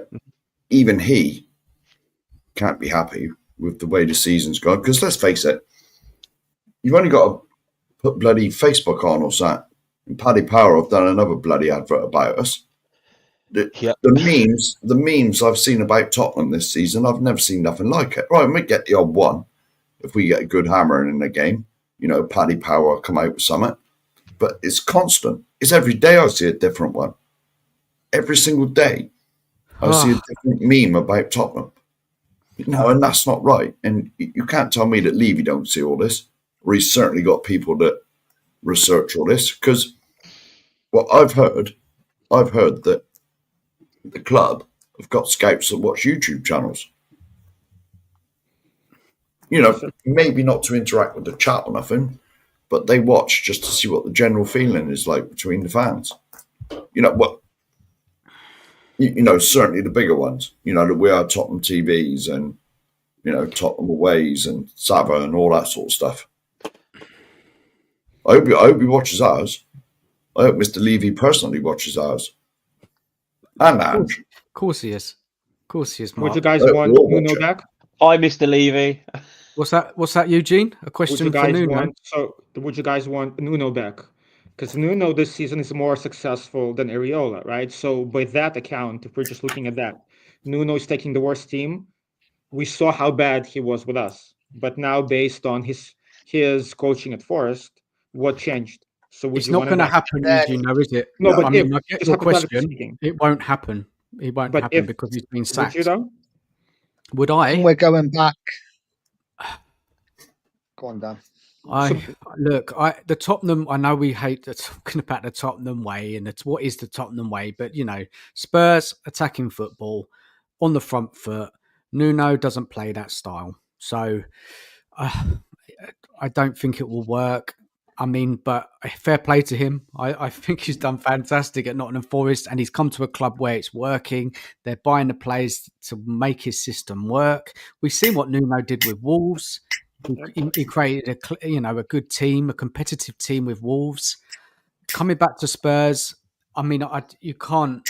I probably wouldn't, Eugene. To be honest, I agree. I I just would don't think either, it's but the that, Tottenham way. but I don't think it's the Tottenham. I'm not sorry if I keep saying the Tottenham way because the Tottenham way is whatever. Yeah, playing attacking football, taking the game. European nights and at the Lane. The history. When we've won competitions in the past, cup competitions, we've had that kind of style play. Those European nights. That's what we're known for. Not really known for a counter-attacking team. Although I would be happy if we had that style of plan, won something. But look, there's so many problems, man. Like it's a joke. Let's put a question to everybody in the panel. Anybody on the panel have a question that they want to say, and then we can all answer it. And then I just want to finish off with the Fulham, and then we're going to wrap up for the night. Anybody got a burning question to ask anyone? I haven't really got anything on the top of my mind to think of to ask. I think we talk about everything every night in chat channels, in WhatsApps, everything all the time. So we are always constantly talking and put our faces on a camera. There's nothing new to say, is there? This is the nothing problem. really new to say until something new and exciting comes along. We're just recycling the same rhetoric, aren't we? About players, manager, tactics, injuries. It's the same excuses. It's boring. Refreshed, rehashed, reused. So should we just talk about the Fulham match then, and then wrap it up tonight? Unless anybody else has any other conversation points, because otherwise we're just going around in circles here. We've been on nearly 3 hours. So is that we got Sunday? Is it Fulham? Yeah, Fulham Sunday away. Honestly, I don't even know who we got. Honestly, I'm not even interested. And after Fulham, it's international break, isn't it? Yeah. So, Nigel, I think you gave your thing, didn't you, about it? You're not confident, Nigel, are you? No, our record at Fulham is not the best. We lost 3-0 there last season. I don't know, it's just the way we're playing. I just can't see us winning games at the moment. So, I think we lose at the weekend to Fulham. And then international break and then Chelsea after. So, and then we always do poorly after an international break. So and after a European game. Yeah. True. So Fulham, they're 10th in the league. How many points are they above us? What's that? 8 points. 8 points. 8 points. Kind of mid-table team. Kind of tailed off a bit. They were doing really well, weren't they, Fulham? But they kind of flatlined a bit. Eugene, do you know much about Fulham? Do you follow them at all? A bit. I mean, they're a pretty decent side, but honestly, the result doesn't matter in the grand scheme of things. The league is over, the season is done, so it'd be nice to win, but either way, nothing really changes, win or lose. I don't expect a win. Maybe it's going to be a draw, maybe 1-1. But okay. Win or lose doesn't matter. I'm sorry. Does everybody think? No. All right, Dan, carry on. No, go, Mark. Go for it. Sorry. No, I'm just saying, right? This is how low we've become as a football club. Yeah. When we can't even expect to beat Fulham. You know what I mean? This is how dreadful we are. You know what I mean? Yeah. We've gone back to that whole Man United rhetoric, isn't it? It's only Tottenham. I feel like we've gone back to that. Fulham, and we're not even expecting to beat Fulham. No, right. Now, I can only speak of my experience growing up and that. If you mentioned London clubs, there was 3. Well, no, there was 2. Tottenham and Arsenal. Chelsea want nothing. Chelsea were second division team. You know, like they might have been third division team. You know, they were nothing. There was 2 teams in London. Well, and possibly West. Well, West Ham were bigger than Chelsea. Yeah, so maybe 3. But Fulham, I never even heard of them. You know what I mean? And now, and you know, we're comparing ourselves to Fulham, a club with what? Not even a fraction of our sort of history, capabilities. You know, it's this is where the last since Poch left, my love for this club has gone. Yeah, I support him. You know, I've been cursed all my life. It is a curse. But at least Me you've and you seen was talking some about this, weren't we, wins, Nigel? Mark, you've It's a seen curse. some cups, more cups than me. You have seen us win Yeah, in well, Europe, right? do you know, me and Nigel was talking about this Saturday when we was having a beer. Right? Now, me and Nigel were sort of similar age. We were lucky. When I was 10-year-old, we won the FA Cup. And at 11-year-old, we won another FA Cup. At 13-year-old, we won the UEFA Cup. Yeah. At 20, we won the FA Cup again. That's 4 trophies in 10 years. And we lost in a final, 2 finals, because we lost in 87 to Coventry, and we lost to Liverpool in the Milk Cup final, which is now the Carabao, whatever they call it. And we were in 3 Charity Shields. You know, that we didn't lose one of them either. You know, so, you know, and it's since 91, when we haven't won the FA Cup, it's been, if someone had told me and Nigel was having this discussion, if someone had told me in 91, I was 20-year-old, someone had told me you're going to be in your mid-50s and you won't see us win the FA Cup again, I wouldn't have believed you if you'd have said we ain't going to win the FA Cup before the year 2000, let alone 2025. You know what I mean? Yeah. This is how the standards of the club have slipped since Enoch have been here. Right, not all of that was under Enoch, but the vast majority of it is. You know, I grew up with us winning trophies. You know, and it's gone. My love for this club since Poch left, certainly since Poch left, is gone. It's gone. I go now and again now. I used to be there nearly every week. As much as I could, I was there. Not anymore. Not anymore. I'm going on the 6th. I got no intention of going in that ground. No intention. No intention whatsoever. So someone could offer me a ticket and I still wouldn't take it off you. Oh, Yeah. so anybody got anything to say against Fulham? And then we're going to wrap it up because I'm done. Our track record with Fulham hasn't been great over the last few years, has it? I mean, we got knocked out of the FA Cup when Ange decided to change, 9 players? Carabao. Oh, it's the Carabao. Well, you know, 9 players in one match. Again, not understanding how football works. Then we lose 3-0, and then it's just over the years, it's kind of one of those grounds like Chelsea where we'll either turn up, play well, lose, or just turn up and not do anything. And especially the last 3-4 years, and especially the last 18 months under this manager, I'm not excited to turn my TV on to watch Spurs. I kid you not, Sunday I was watching the match and I fell asleep before halftime in front of my PC screen like this, waiting for something to happen. And I never used to be like that as a kid. I'd be excited to watch Spurs all the time. I was having a word with my granddad. He's in hospital at the minute about like how Tottenham are doing at the moment, and he's even disillusioned as a Spurs fan. He's been a Spurs fan what 73 years.